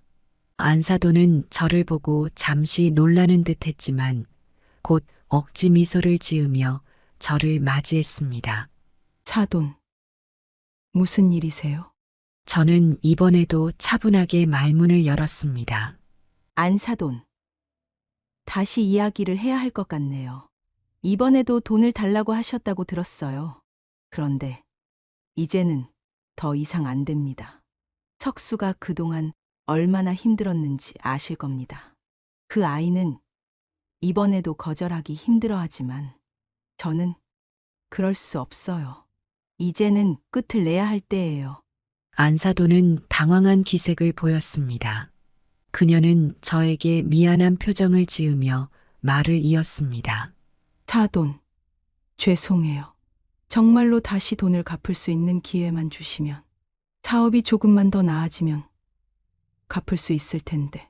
저는 더 이상 그녀의 변명을 들을 수 없었습니다. 안사돈, 석수는 당신이 그렇게 말할 때마다 계속해서 무너지고 있어요. 이번에는 절대로 안 됩니다. 당신이 사업을 어떻게 하든 저희 가정이 또다시 당신의 문제로 흔들릴 수는 없어요. 더 이상 돈을 요구하지 마세요. 이번이 마지막 경고입니다. 제 말에 안사돈은 한동안 아무 말도 하지 못했습니다. 그녀도 더 이상 변명할 방법이 없다는 것을 알고 있었을 것입니다. 저는 그녀가 대답하기를 기다리지 않고 말을 마쳤습니다. 다시 이런 문제가 생긴다면 그때는 석수와 당신의 관계도 끝나게 될 겁니다. 우리 가정은 더 이상 당신의 문제로 희생되지 않을 겁니다. 그날 저는 안사돈의 집을 나서며 결심했습니다. 이번에는 절대 이 문제를 되풀이하지 않겠다고요. 석수도 이번 일을 계기로 더는 안사돈의 요구에 휘둘리지 않도록 강하게 말해줄 생각이었습니다. 제 자신을 지킬 뿐만 아니라 석수가 그의 가정을 지킬 수 있도록 돕는 것이 제가 할 수 있는 마지막 일이었습니다. 며칠 후 저는 석수를 다시 만났습니다. 그날은 석수가 제 집으로 찾아왔습니다. 그는 오랜만에 얼굴이 한결 편안해 보였고 저를 보자마자 조심스럽게 말을 꺼냈습니다. 엄마 고마워. 이번에 장모님 문제는 잘 해결된 것 같아. 엄마가 나서줘서 정말 다행이야. 나도 이번 일을 계기로 장모님을 너무 믿지 않기로 했어. 저는 그 말을 듣고 안도의 한숨을 내쉬었습니다. 그래? 이제 너도 너가 지킬 것을 지켜야 해. 장모님이 아무리 어려워도 네 가정이 더 중요해. 잊지 마라. 석수야. 석수는 고개를 끄덕이며 웃었습니다. 맞아. 이제는 나도 단호하게 결정해야 할 때인 것 같아. 그날 이후로 석수는 다시 자신의 삶을 되찾기 시작했습니다. 그는 다시 안정된 직장을 구했고 며느리와 함께 가정을 안정시키기 위해 노력했습니다. 안사돈의 요구도 더 이상 그들의 삶에 영향을 미치지 않게 되었죠. 이번엔 제가 나서서 문제를 해결했지만 그것이 석수가 스스로 서는 계기가 되었다고 생각했습니다. 그 이후로 석수와 저는 가끔씩 연락을 주고받으며 지내게 되었습니다. 여전히 예전처럼 자주 만나거나 깊은 대화를 나누지는 않았지만 석수는 때때로 저를 찾아와 같이 밥을 먹자고 제안했습니다. 우리가 다시 가까워진 것은 아니었지만 적어도 서로를 이해하고 존중하는 관계로 한 발짝 나아가게 된 것이었습니다. 한 번은 석수가 오랜만에 나를 찾아왔을 때 우리는 동네에 새로 생긴 작은 식당에서 점심을 먹기로 했습니다. 가벼운 미소를 지으며 석수는 저를 맞이했고 우리는 특별히 깊은 이야기를 나누기보다는 서로의 근황을 조용히 주고받았습니다. 엄마 요즘은 좀 어때? 친구들이랑 잘 지내? 석수는 식사를 하면서 가볍게 물었습니다. 저는 미소를 지으며 대답했습니다. 그래, 잘 지내고 있어. 오히려 너랑 연락을 끊고 나서 더 많은 사람들과 어울리고 있지. 너가 어떻게 지내는지 궁금했지만 이제는 너가 알아서 잘 해나갈 거라고 믿고 있었어. 석수는 제 말을 듣고 고개를 끄덕였습니다. 맞아. 나도 이제는 내가 내 문제를 해결해야 한다는 걸 확실히 알았어. 엄마 덕분에 그동안 의지했던 것에서 벗어나서 스스로 살아가고 있는 것 같아. 그 말을 듣고 저는 가슴이 뭉클해졌습니다. 그동안 아들과의 갈등과 이별 속에서 제가 했던 선택들이 석수를 더 강하게 만든 것 같았습니다. 물론 과정은 쉽지 않았고 많은 상처도 있었지만 이제는 서로가 독립적인 삶을 존중하며 살아가고 있었습니다. 그 점에서 저는 큰 위안을 느낄 수 있었습니다. 우리는 특별한 말 없이도 서로의 눈빛과 표정만으로 많은 것을 이해할 수 있었습니다. 석수는 더 이상 안사돈과의 재정 문제나 가정의 어려움에 대해 저에게 기대지 않았고, 저는 그 아이를 바라보며 이제는 진정으로 스스로의 삶을 책임질 수 있는 어른이 되었다는 확신을 가질 수 있었습니다. 식사를 마친 후 우리는 나란히 걸으며 동네를 둘러보았습니다. 석수는 때때로 제게 이런저런 근황을 이야기했고, 저는 그저 그의 이야기를 들어주었습니다. 우리가 예전처럼 자주 만나는 사이는 아니었지만, 이런 작은 만남을 통해 서로가 조금씩 회복되어 가고 있다는 걸 느꼈습니다. 석수가 제 집까지 데려다 주며 마지막으로 말했습니다. 엄마, 오늘 이렇게 만나서 정말 좋았어. 앞으로도 가끔 같이 밥 먹자. 저는 미소 지으며 대답했습니다.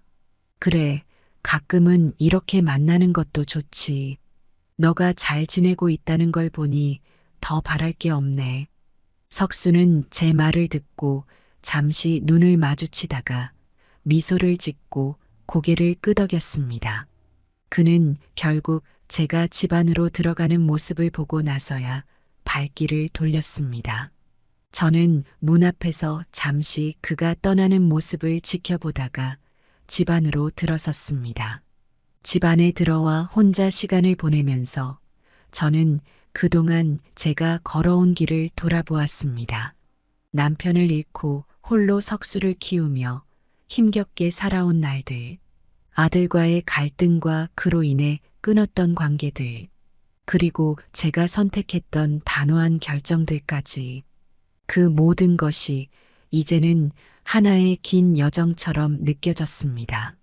처음에는 석수를 밀어내고 나 자신만의 삶을 찾으려 했지만, 시간이 지나면서 저는 스스로가 조금씩 변화해 가는 것을 느낄 수 있었습니다. 이제는 아들에게 의존하지 않고 그 아이에게서 저의 가치를 찾지 않는 법을 배웠습니다. 그 과정에서 아들도 스스로 독립하고 자신의 삶을 책임지며 살아가고 있었죠. 물론 우리의 관계가 완벽하게 회복된 것은 아닙니다. 하지만 서로의 삶을 존중하며 가끔씩 만나 밥을 먹고 안부를 묻는 정도로도 저는 충분하다고 생각했습니다. 더 이상 아들에게 상처받지 않고 저 역시 그 아이를 상처 주지 않는 선에서 우리는 서로를 이해할 수 있었습니다. 저는 이제 남은 인생을 제 자신을 위해 살아가고자 합니다. 석수와의 관계는 한때 저를 힘들게 했지만 그 과정이 있었기에 저는 더 단단해졌습니다. 앞으로도 석수와 가끔씩 만나며 우리는 서로의 인생을 조금씩 공유하게 될 겁니다. 하지만 그 이상의 기대나 아쉬움은 없습니다. 이제는 제가 제 자신을 사랑하고 저만의 삶을 살아가야 할 때이니까요. 여러분, 저는 69 이미정이라고 합니다. 오늘 여러분께 제가 겪은 이야기를 들려드리려고 합니다. 우리 며느리 강수진이 우리 집에 들어온 지도 어느새 20년이 되어 갑니다. 처음 민재가 결혼한다고 했을 때만 해도 저는 정말 기뻤습니다. 어머니, 제가 결혼하고 싶은 사람이 있어요. 그날 민재는 수줍은 얼굴로 제게 이야기를 꺼냈습니다. 어머니, 이번 주말에 한번 보시면 안 될까요? 부모님하고 같이 식사라도 하고 싶은데. 아들의 설렘 가득한 목소리를 듣고 있자니 제 마음도 덩달아 설렜습니다. 주말 강남의 한 고급 한정식 집에서 처음 며느리를 봤습니다. 안녕하세요, 어머님. 저는 강수진이라고 합니다. 하얀 원피스를 입고 나타난 예비 며느리는 첫인상부터 화사했습니다. 어머, 참 예쁘구나. 우리 민재가 복이 많네. 제가 칭찬을 하자 수진이는 더욱 화사하게 웃었습니다. 어머님도 정말 아름다우세요.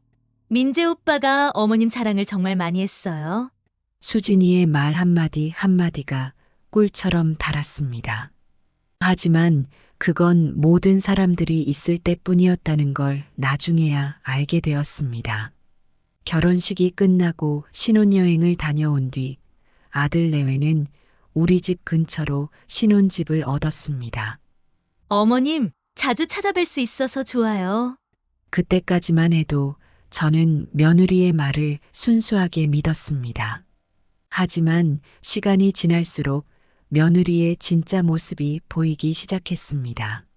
어머님, 오늘은 제가 좀 바빠서 다음에 식사하시죠. 늘 바쁘다는 핑계로 저와의 약속은 미루기 일쑤였습니다. 그러면서도 친정 엄마와는 매일같이 만나 쇼핑도 하고 맛집도 다녔습니다. 어머님, 오늘은 친구들이랑 약속이 있어서. 어머님, 오늘은 몸이 좀 안 좋아서. 매번 이런 식이었습니다. 남편은 이런 며느리의 태도를 눈치챘는지 한숨을 쉬었습니다. 여보, 괜찮아요. 젊은 애들이 바쁜 거지. 저는 남편의 손을 꼭 잡았습니다. 당신도 알잖아요. 요즘 젊은 사람들은 우리 때와는 다르다는 걸. 하지만 남편의 눈빛은 심상치 않았습니다. 당신이 그렇게 배려하니까 더 그러는 거 아닌가? 남편의 말에 저는 그저 웃어넘겼습니다. 작년 12월 초의 일입니다. 첫눈이 내리던 날이었습니다. 아침 일찍 며느리가 저희 집에 찾아왔습니다.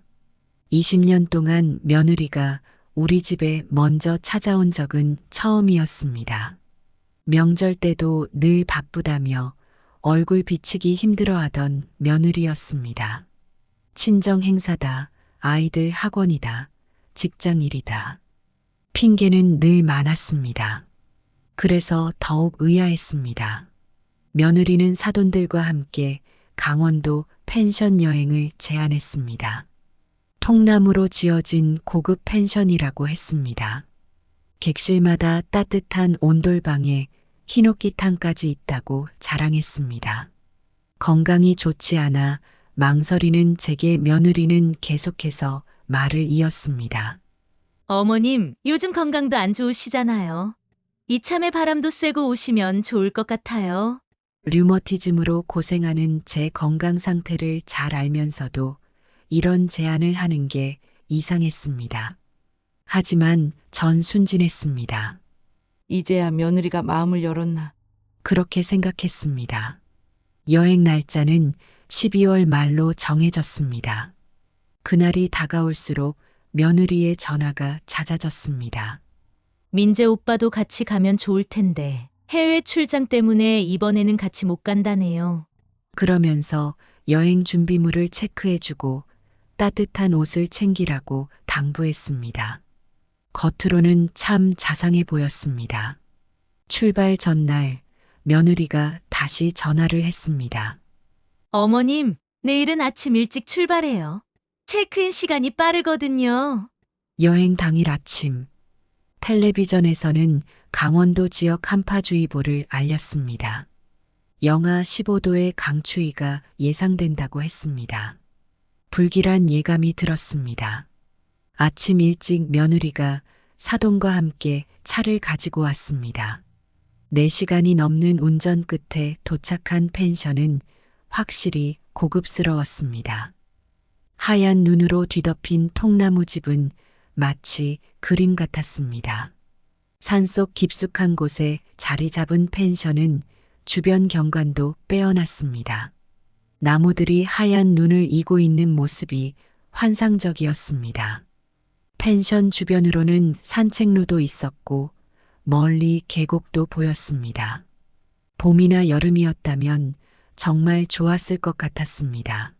하지만 한겨울의 매서운 추위 속에서는 그저 두려움만 커져갔습니다.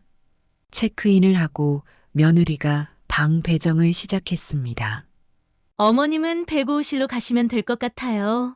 저희는 201호에 묵을게요. 105실은 1층 제일 구석방이었습니다. 펜션 입구에서 가장 멀리 떨어진 곳이었습니다. 찬바람이 가장 세게 부는 위치였습니다. 짐을 들고 방으로 향했습니다. 문을 여는 순간 한기가 느껴졌습니다. 밖보다 더 추운 것 같았습니다.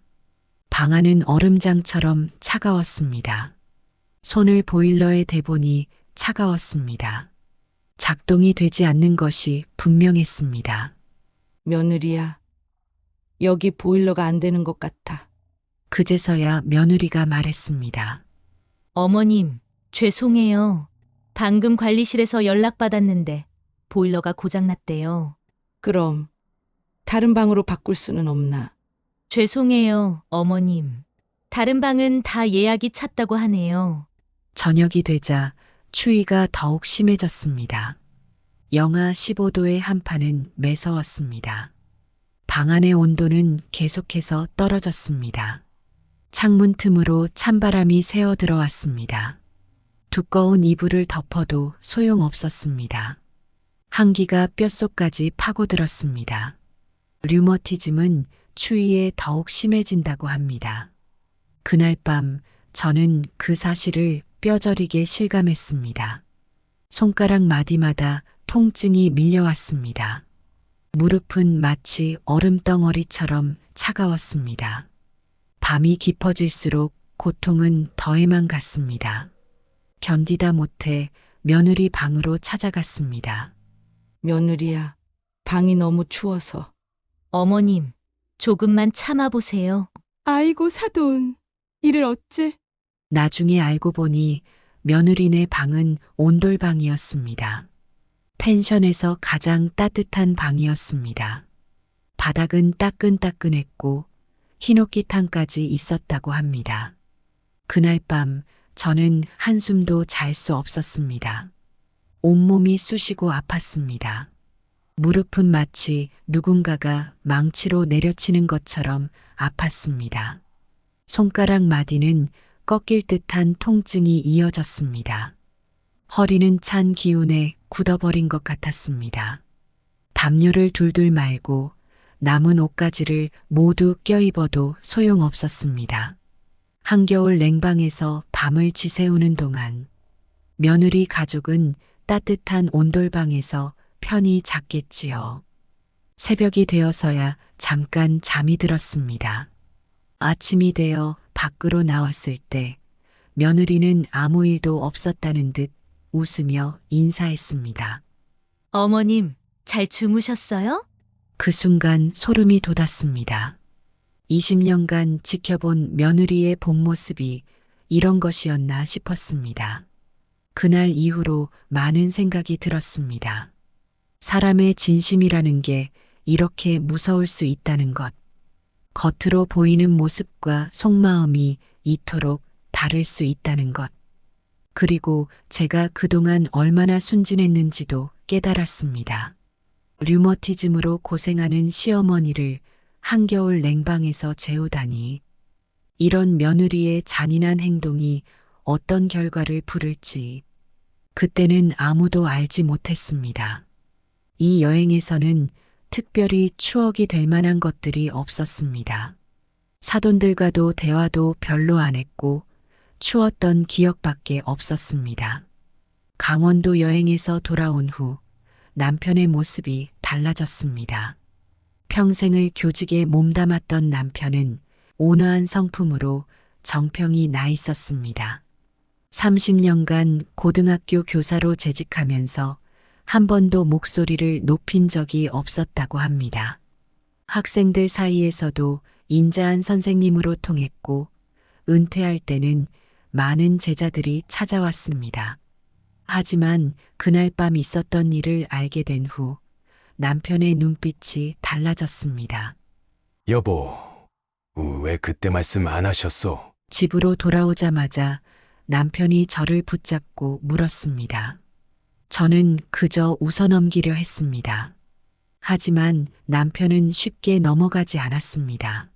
비어있는 방이 2개나 더 있었다는 게 사시요? 그제야 남편은 펜션 관리인과 통화를 했던 모양입니다. 류머티즘으로 고생하는 자신의 아내를 한겨울 냉방에 재운 며느리의 행동이 도저히 이해가 되지 않는다고 했습니다. 이건 단순한 실수가 아니오. 남편의 목소리가 떨렸습니다. 처음으로 남편의 음성에서 분노가 느껴졌습니다. 남편은 그날 밤 잠을 이루지 못했습니다. 서재에 틀어박혀 밤새도록 무언가를 생각하는 것 같았습니다. 다음 날 남편은 아침 식사도 거른 채 서재에서 나오지 않았습니다. 여보, 들어가도 될까요? 제가 문을 두드리자 남편이 대답했습니다. 들어오시오. 서재에 들어서자 책상 위에는 펜션 예약 내역서가 놓여 있었습니다. 남편은 관리인에게 연락해서 확인했다고 했습니다. 비어 있는 방이 2개였다는 것, 온돌방을 일부러 피했다는 것. 30년을 교단에 섰소. 남편이 천천히 말을 이었습니다. 그동안 못된 학생들도 많이 봤지만 이런 식의 악의는 처음이오. 남편의 손이 부들부들 떨리고 있었습니다. 유머티즘이 주위에 얼마나 고통스러운지 뻔히 알면서 남편은 말끝을 흐렸습니다. 그날 이후 남편은 거의 말이 없어졌습니다. 식사 시간에도 멍하니 앉아있기만 했습니다. 가끔 한숨을 쉬다가도 이내 고개를 절레절레 흔들었습니다. 여보, 그러고 보니 이상하지 않아요? 어느 날 남편이 갑자기 말을 꺼냈습니다. 뭐가요? 고급 펜션인데 보일러가 고장난 방이라니. 남편은 그날 바로 펜션 주인에게 전화를 걸었습니다. 죄송합니다만 지난번 저희가 묵었던 105실 보일러. 잠시 침묵이 흘렀습니다. 남편의 표정이 순간 일그러졌습니다. 네. 그게 무슨 말씀이시죠? 남편의 목소리가 떨리기 시작했습니다. 알고 보니 충격적인 사실이었습니다. 며느리가 미리 펜션 주인에게 전화해서 부탁을 했다고 합니다. 돈을 더 주면서 보일러를 꺼달라고 했다는 것입니다. 말하지 않으려다가 양심의 가책을 느껴서 말씀드린다면서 아니, 이럴 수가. 전화를 끄는 남편의 얼굴이 하얗게 변했습니다. 여보, 무슨 일이에요? 남편은 한참을 말을 잇지 못했습니다. 수진이가 일부러. 그제서야 모든 것이 이해가 됐습니다. 비어있는 방이 있었다는 것도, 보일러가 고장 났다는 것도 모두 며느리가 계획한 일이었던 겁니다. 유머티즘이 있는 당신을 일부러. 남편의 두 주먹이 부들부들 떨렸습니다.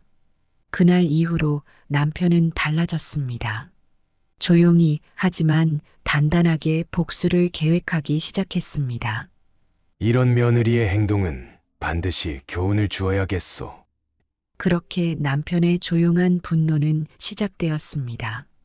그러더니 어느 날 여보, 우리 별장 하나 살까 하오. 뜬금없이 별장 이야기를 꺼냈습니다. 이 나이에 무슨... 아니, 꼭 사고 싶소. 남편의 눈빛이 달라졌습니다. 마치 오래된 숙제를 해결하겠다는 듯한 눈빛이었습니다. 그리고 며느리의 이름을 꺼냈습니다. 수진이가 좋아할 만한 곳으로 알아보고 있소. 그 말을 하는 남편의 입가에 희미한 미소가 걸렸습니다. 평생 한 번도 못 본 그런 미소였습니다. 그제야 저는 깨달았습니다. 남편이 무언가를 계획하고 있다는 것을, 그리고 그 계획의 중심에 며느리가 있다는 것을, 평생을 교직에 몸담았던 온화한 남편. 하지만 자신의 아내를 향한 며느리의 잔인한 행동은 그의 분노에 불을 지폈습니다. 그날 이후로 남편은 매일 부동산 정보를 찾아보기 시작했습니다. 특히 제주도 쪽을 유심히 살펴보았습니다. 왜 하필 제주도일까? 그때는 그 이유를 알지 못했습니다. 남편은 6개월 동안 차근차근 준비했습니다. 강원도 여행이 있었던 그 겨울이 지나고 봄이 찾아왔습니다. 남편은 매일 아침 컴퓨터 앞에 앉았습니다. 제주도 부동산 정보를 하나하나 찾아보았습니다. 평생 모아온 퇴직금이 있었습니다. 교직 생활 30년 동안 한 푼도 헛되이 쓰지 않고 모아온 돈이었습니다. 여보, 다른 데도 아닌 제주도는 왜? 제가 묻자 남편은 빙그레 웃기만 했습니다. 거기가 제일 더우니까. 그 말을 하는 남편의 눈빛이 심상치 않았습니다. 이번 주말에 제주도 좀 다녀와야겠소. 남편은 혼자 제주도로 향했습니다. 일주일 동안 제주도의 거의 모든 매물을 돌아다녔다고 합니다. 서귀포시, 제주시, 조용한 해안가까지 특히 옥상이나 옥탑이 있는 건물은 모두 확인했습니다. 중개인들이 이상하게 생각했다고 합니다. 선생님, 옥탑방은 한여름에 찜통이 되는데. 하지만 남편은 오히려 더 관심을 보였답니다. 드디어 마음에 드는 곳을 찾았다는 연락이 왔습니다. 서귀포시 바닷가가 보이는 2층 별장이었습니다. 옥탑방이 있는 구조였고 위치도 좋았습니다. 남편은 매매 계약을 서두르기 시작했습니다. 평생 교직에 있으면서 부동산 거래는 처음이라고 했습니다. 하지만 이상하게도 꼼꼼히 챙기더라고요. 특히 옥탑방의 상태를 세세하게 체크했습니다. 단열은 어떤지, 창문은 몇 개인지, 심지어 한여름 땡볕이 어떻게 드는지도 조사했습니다. 이 방은 한여름에 온도가 40도는 넘을 거예요. 중개인이 걱정하며 말했지만 남편은 오히려 만족스러워했습니다. 4월 초 드디어 별장 매매가 완료되었습니다. 남편은 바로 내부 공사를 시작했습니다. 다른 방은 모두 새 가구와 에어컨을 설치했습니다. 하지만 옥탑방만은 달랐습니다. 오래된 에어컨을 일부러 그대로 뒀습니다. 창문도 이중창으로 바꾸지 않았습니다. 여보, 저 에어컨은 왜 안 바꾸시는 거예요? 때가 되면 알게 될 거요. 남편의 표정에는 처음 보는 냉정함이 있었습니다. 한 달 동안의 공사가 끝나고 5월이 되었습니다. 날이 더워지기 시작하자 남편은 일부러 제주도를 몇 번 더 다녀왔습니다. 옥탑방의 온도를 재고 에어컨 상태도 확인했습니다. 잘 될 거요. 혼자 중얼거리는 남편의 모습이 조금 섬뜩했습니다. 7월 달이 되자 기상청에서 폭염 예보를 시작했습니다. 제주도는 이례적인 더위가 찾아올 거라고 했습니다. 남편은 그제야 며느리에게 연락했습니다. 수진아, 이번 여름 휴가 계획 있니? 아직 없어요, 아버님. 그럼 제주도에서 보내는 건 어떠니? 제주도요? 응, 내가 별장을 하나 샀거든. 남편의 말이 채 끝나기도 전에 며느리가 소리쳤습니다. 정말요? 아버님이 별장을 사셨다고요? 며느리의 목소리가 한껏 들떠 있었습니다. 역시나 며느리는 돈 냄새에 예민했습니다. 시아버지가 제주도에 별장을 샀다는 소식에 며느리는 들썩거렸습니다. 아버님, 언제 가면 될까요? 날짜를 정해보자. 갈 거지? 네, 당연히 가야죠. 전화를 끊고 남편이 말했습니다. 드디어 때가 왔소. 여보, 기다려보시오. 이제 시작이오. 남편의 계획은 완벽했습니다. 6개월 동안 하나하나 준비한 복수국의 막이 오르려 하고 있었습니다. 그리고 그 첫 번째 희생양은 바로 며느리가 될 것이었습니다. 한여름 찜통 더위 속의 옥탑방에서 강원도에서 제가 겪었던 그 고통을 이제는 며느리가 느껴볼 차례였습니다. 제주도의 한여름은 정말 뜨거웠습니다. 그날도 아침부터 폭염주의보가 내려졌습니다. 저희가 도착했을 때 바깥 온도는 이미 35도를 넘어섰습니다. 들어가자. 남편이 별장 현관문을 열었습니다. 며느리는 들어서자마자 연신 감탄사를 내뱉었습니다. 아버님, 정말 대단하세요. 어떻게 이런 좋은 곳을? 남편은 미소만 지을 뿐이었습니다. 방 배정 시간이 다가오자 며느리가 먼저 나섰습니다. 저희는 이 방으로 할게요. 늘 그랬듯 가장 좋은 방을 차지하려 했습니다. 하지만 이번엔 달랐습니다. 수진아, 남편이 며느리를 불렀습니다. 너희는 옥탑방을 써라. 네. 옥탑방이요? 며느리의 얼굴이 순간 굳었습니다. 바다가 잘 보이거든. 남편의 말투는 한없이 담담했습니다. 하지만 아버님. 왜? 마음에 안 드니? 아니, 그건 아닌데. 며느리는 잠시 망설이다 이내 고개를 끄덕였습니다. 시아버지의 별장인데 무슨 말을 하겠습니까? 짐을 들고 옥탑방으로 올라가는 며느리의 뒷모습을 보며 남편이 작게 중얼거렸습니다. 이제 시작이다. 옥탑방 문을 열자마자 후덥지근한 열기가 밀려왔습니다.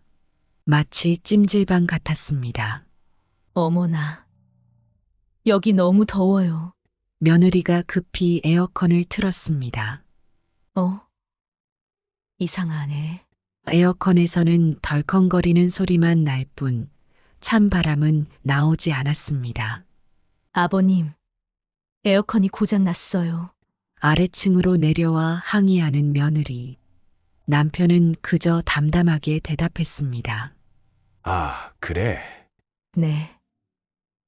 더워서 도저히 있을 수가 없어요. 에이, 설마. 남편이 천천히 계단을 올라갔습니다.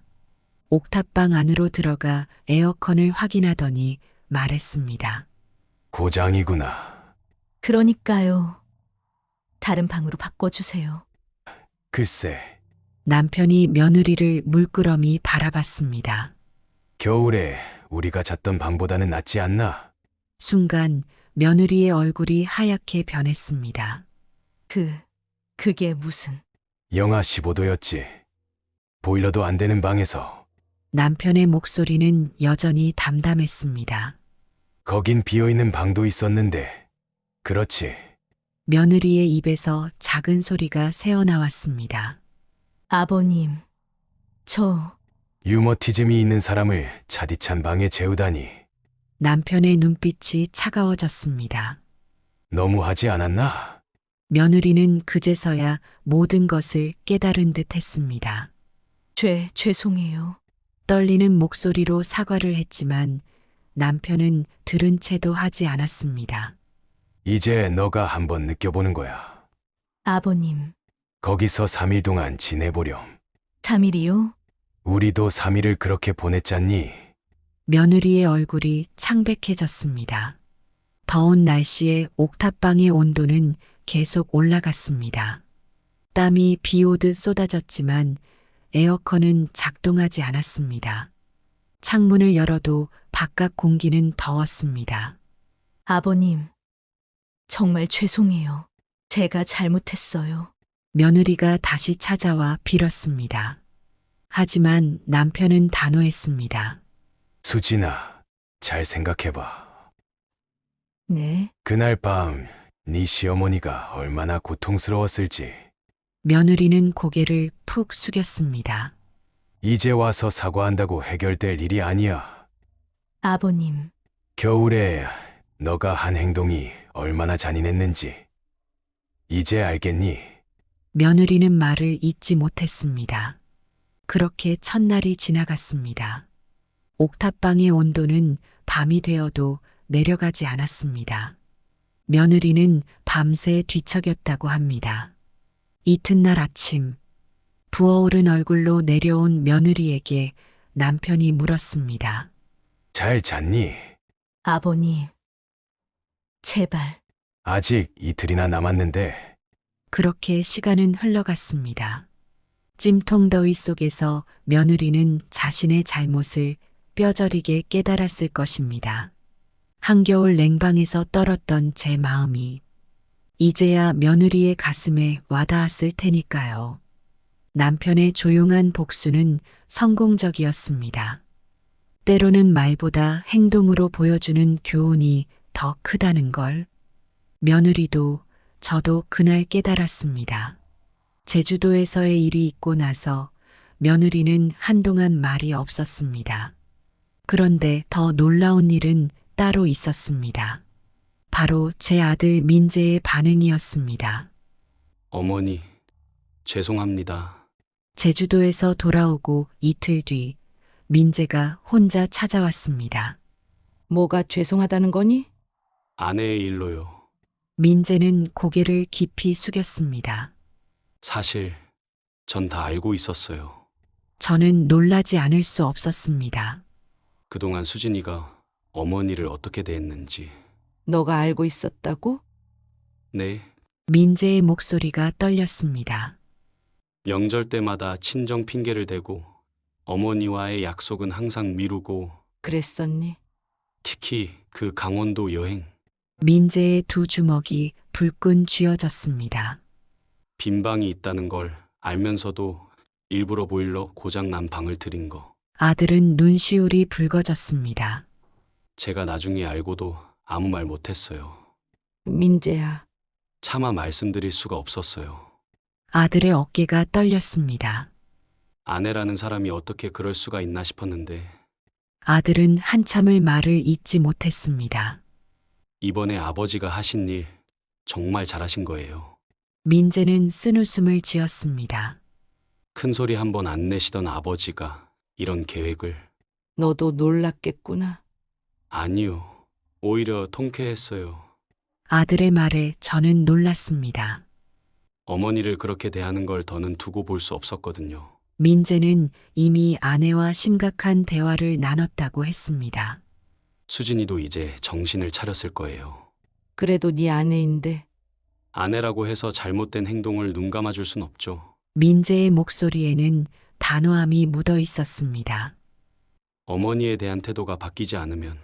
잠시 말을 멈추던 민재가 다시 입을 열었습니다. 저도 더는 참지 않을 거예요. 그제서야 저는 알았습니다. 우리 아들이 얼마나 큰 고민을 안고 살았는지, 아내와 어머니 사이에서 얼마나 마음이 아팠을지. 이제 걱정하지 마세요, 어머니. 아들은 제 손을 꼭 잡았습니다. 앞으로는 제가 확실히 지켜볼 거예요. 민재야. 아버님 덕분에 이제야 할 말을 하게 됐네요. 그날 저녁 며느리도 찾아왔습니다. 이번에는 민재와 함께였습니다. 어머님, 정말 죄송합니다. 며느리의 눈에는 진심이 담겨 있었습니다. 민재가 옆에서 말했습니다. 여보, 어머님께 하고 싶은 말 있잖아. 네, 며느리는 천천히 고개를 들었습니다. 어머님. 이제야 제가 얼마나 잘못된 행동을 했는지 깨달았어요. 그리고 그날 우리는 오랜 시간 이야기를 나눴습니다. 그 일이 있고 난 후 며느리는 완전히 달라졌습니다. 처음에는 시아버지의 단호한 대처에 충격을 받은 것 같았습니다. 수진이가 많이 놀랐나 봐요. 민재가 제게 말했습니다. 평소에 온화하기만 하셨던 아버지가 그러실 줄은 꿈에도 몰랐대요. 며느리는 한동안 우리 집에 오는 것을 어려워했습니다. 부끄러움 때문이었겠지요. 하지만 추석이 다가오면서 변화가 시작됐습니다. 명절을 일주일 앞두고 며느리에게서 전화가 왔습니다. 어머님, 이번 추석에는 저희 집에서 지내시면 어떠세요? 놀라운 제안이었습니다. 지난 20년간 며느리는 명절마다 친정에 가느라 바빴거든요. 갑자기 왜? 이제는 제가 어머님을 잘 모시고 싶어서요. 며느리의 목소리에는 진심이 묻어 있었습니다. 추석날 며느리의 집에 도착하자 깜짝 놀랐습니다. 거실에는 고풍스러운 안락의자가 놓여 있었습니다. 어머니는 앉으실 의자예요. 유머티즘이 있으시니까 편한 게 좋을 것 같아서. 방도 특별히 신경 썼다고 했습니다. 어머님 방은 온도 조절을 가장 쉽게 하실 수 있게 해뒀어요. 며느리는 쑥스러운 듯 웃었습니다. 지난번 일을 겪고 나서 많이 생각했거든요. 음식도 달라졌습니다. 제가 좋아하는 나물 반찬을 일부러 준비했다고 했습니다. 어머님이 소화가 안 좋다고 하셔서 기름기 적게 했어요. 명절 내내 며느리는 제 곁을 떠나지 않았습니다. 물을 떠다 주고 약 먹을 시간을 챙겨주고 마치 친딸처럼 저를 보살폈습니다. 수진아, 네, 어머님. 이렇게 잘 해주니 고맙구나. 아니에요. 제가 당연히 해야 할 일인데, 며느리의 눈시울이 붉어졌습니다. 이제야 며느리 구실을 하는 것 같아요. 그렇게 첫 명절이 지나고 며느리의 변화는 계속됐습니다. 주말마다 찾아와 김치를 담가주고 집안 청소도 도와주었습니다. 어머님, 이번 주에 시간 되세요? 이제는 며느리가 먼저 약속을 잡았습니다. 같이 미용실 다녀오시면 어떨까요? 함께 미용실도 가고 시장도 가고 20년 만에 처음으로 며느리와 친밀한 시간을 보냈습니다. 특히 남편의 생신 때는 정말 놀랐습니다. 아침 일찍부터 와서 미역국을 끓이더니 아버님, 이제는 제가 아침상을 차릴게요. 며느리는 정성스럽게 상을 차렸습니다. 아버님, 그동안 많이 부족했죠? 남편은 말없이 며느리의 어깨를 두드렸습니다. 이제 잘하면 되는 거야. 그 말에 며느리는 눈물을 흘렸습니다. 네. 앞으로는 정말 잘할게요. 겨울이 다가오자 며느리는 더욱 저를 걱정했습니다. 어머님, 무릎은 좀 어떠세요? 매일같이 전화가 왔습니다. 따뜻한 양말 사왔어요. 이거 신고 주무세요. 이제는 제가 오히려 부담스러울 정도였습니다. 남편은 그런 며느리를 보며 말했습니다. 사람이 변하는 건 어렵지 않아요. 여보, 진심으로 자신의 잘못을 깨닫기만 하면 되는 거지. 그렇습니다. 단 한 번의 사건이 20년 동안 얼어붙어 있던 시어머니와 며느리의 관계를 이렇게 완전히 바꿔놓은 것입니다. 시간이 참 빠르게 흘러갔습니다. 어느덧 제주도에서의 일이 있은 지 1년이 되어 가네요. 그러던 어느 날 며느리가 조심스럽게 제안을 했습니다. 어머님, 이번 겨울에 시간 되세요? 왜? 그때 그 강원도 펜션에 다시 한번 가보면 어떨까요? 순간 제 얼굴이 굳어졌을 겁니다. 그곳에 대한 기억이 좋지 않았으니까요. 하지만 며느리의 다음 말에 놀라지 않을 수 없었습니다. 이번에는 제가 모든 걸 준비할게요. 수진아, 그때 제가 정말 죄송했잖아요. 며느리의 눈에는 진심이 담겨 있었습니다. 이번에는 제대로 된 여행을 하고 싶어서요. 남편도 흔쾌히 동의했습니다. 가보자고요. 이제는 다 지난 일인데.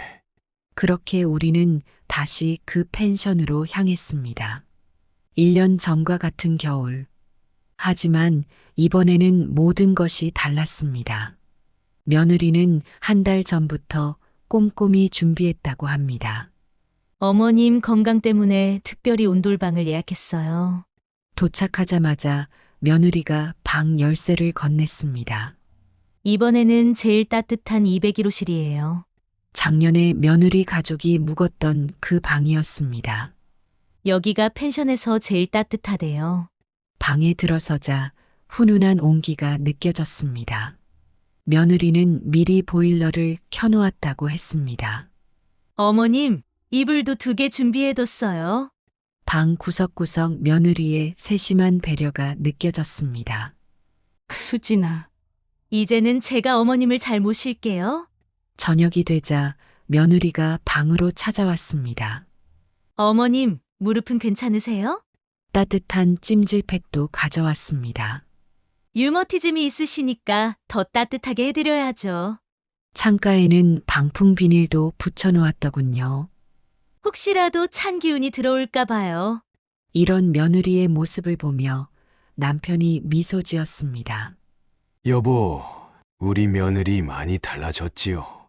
정말 달라졌어요. 가끔은 매서워질 필요도 있나 봅니다. 남편의 말에 저는 고개를 끄덕였습니다. 평생 교직에 있으면서 배웠죠. 뭐요? 사랑한다고 해서 무조건 참아주기만 하는 게 답은 아니라는 걸. 그랬습니다. 지난 20년간 저는 며느리의 행동을 참기만 했습니다. 하지만 남편은 달랐죠. 단 한 번의 단호한 대처로 20년 동안 풀리지 않던 문제를 해결했으니까요. 여보, 니네, 당신 덕분이에요. 남편은 쑥스러운 듯 웃었습니다. 난 그저 우리 가족이 행복했으면 해서. 그날 밤 펜션 거실에 모여 앉아 이야기를 나눴습니다. 며느리가 말했습니다. 작년엔 제가 너무 어리석었죠? 이제 다 지난 일이야. 아니에요, 아버님. 며느리의 눈시울이 붉어졌습니다. 그때 그렇게 해주셔서 감사해요. 그래. 덕분에 제가 깨달았거든요. 며느리는 제 손을 꼭 잡았습니다. 진짜 가족이 뭔지. 창밖에는 하얀 눈이 내리고 있었습니다.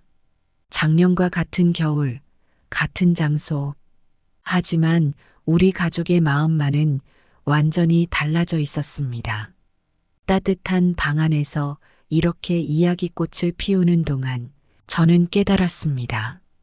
때로는 사랑하는 사람을 위해 단호해질 필요가 있다는 것을, 그리고 그 단호함이 오히려 더 큰 사랑을 만들어낼 수 있다는 것을. 이제 우리 가족에게는 진정한 봄이 찾아온 것 같습니다. 살다 보면 겨울이 있습니다. 매서운 한파처럼 차가운 사람들의 마음도 있습니다.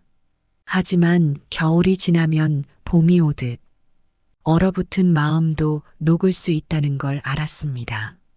때론 서툴고 아픈 시간이 필요했나 봅니다. 20해 동안 맺혔던 마음의 눈물이 단 하루의 뜨거운 교훈으로 녹아내릴 줄은 몰랐습니다. 참는 것만이 사랑은 아니었습니다. 지혜로운 한 방울의 독함이 오히려 관계를 치유하는 약이 될 수 있었습니다. 이제는 압니다. 단호함도 사랑의 한 표현이라는 것을, 때로는 매서워야만 진심이 전해진다는 것을. 남편의 지혜로 시작된 작은 복수는 우리 가족에게 축복이 되어 돌아왔습니다. 이제 우리 집에는 따뜻한 봄 기운이 감돕니다. 며느리의 웃음소리가 꽃처럼 피어나고 서로를 이해하는 마음이 나무처럼 자라났습니다. 사랑은 참는 것만이 전부가 아니었습니다. 때론 거칠게 불어오는 바람도 필요했나 봅니다. 그 바람이 우리를 더 단단하게 만들어 주었으니까요. 이제 저는 압니다. 진정한 가족의 의미를, 그리고 한 걸음 물러서서 바라볼 줄 아는 지혜를. 우리 가족의 겨울은 끝났습니다. 이제 우리에겐 영원한 봄이 찾아올 것입니다.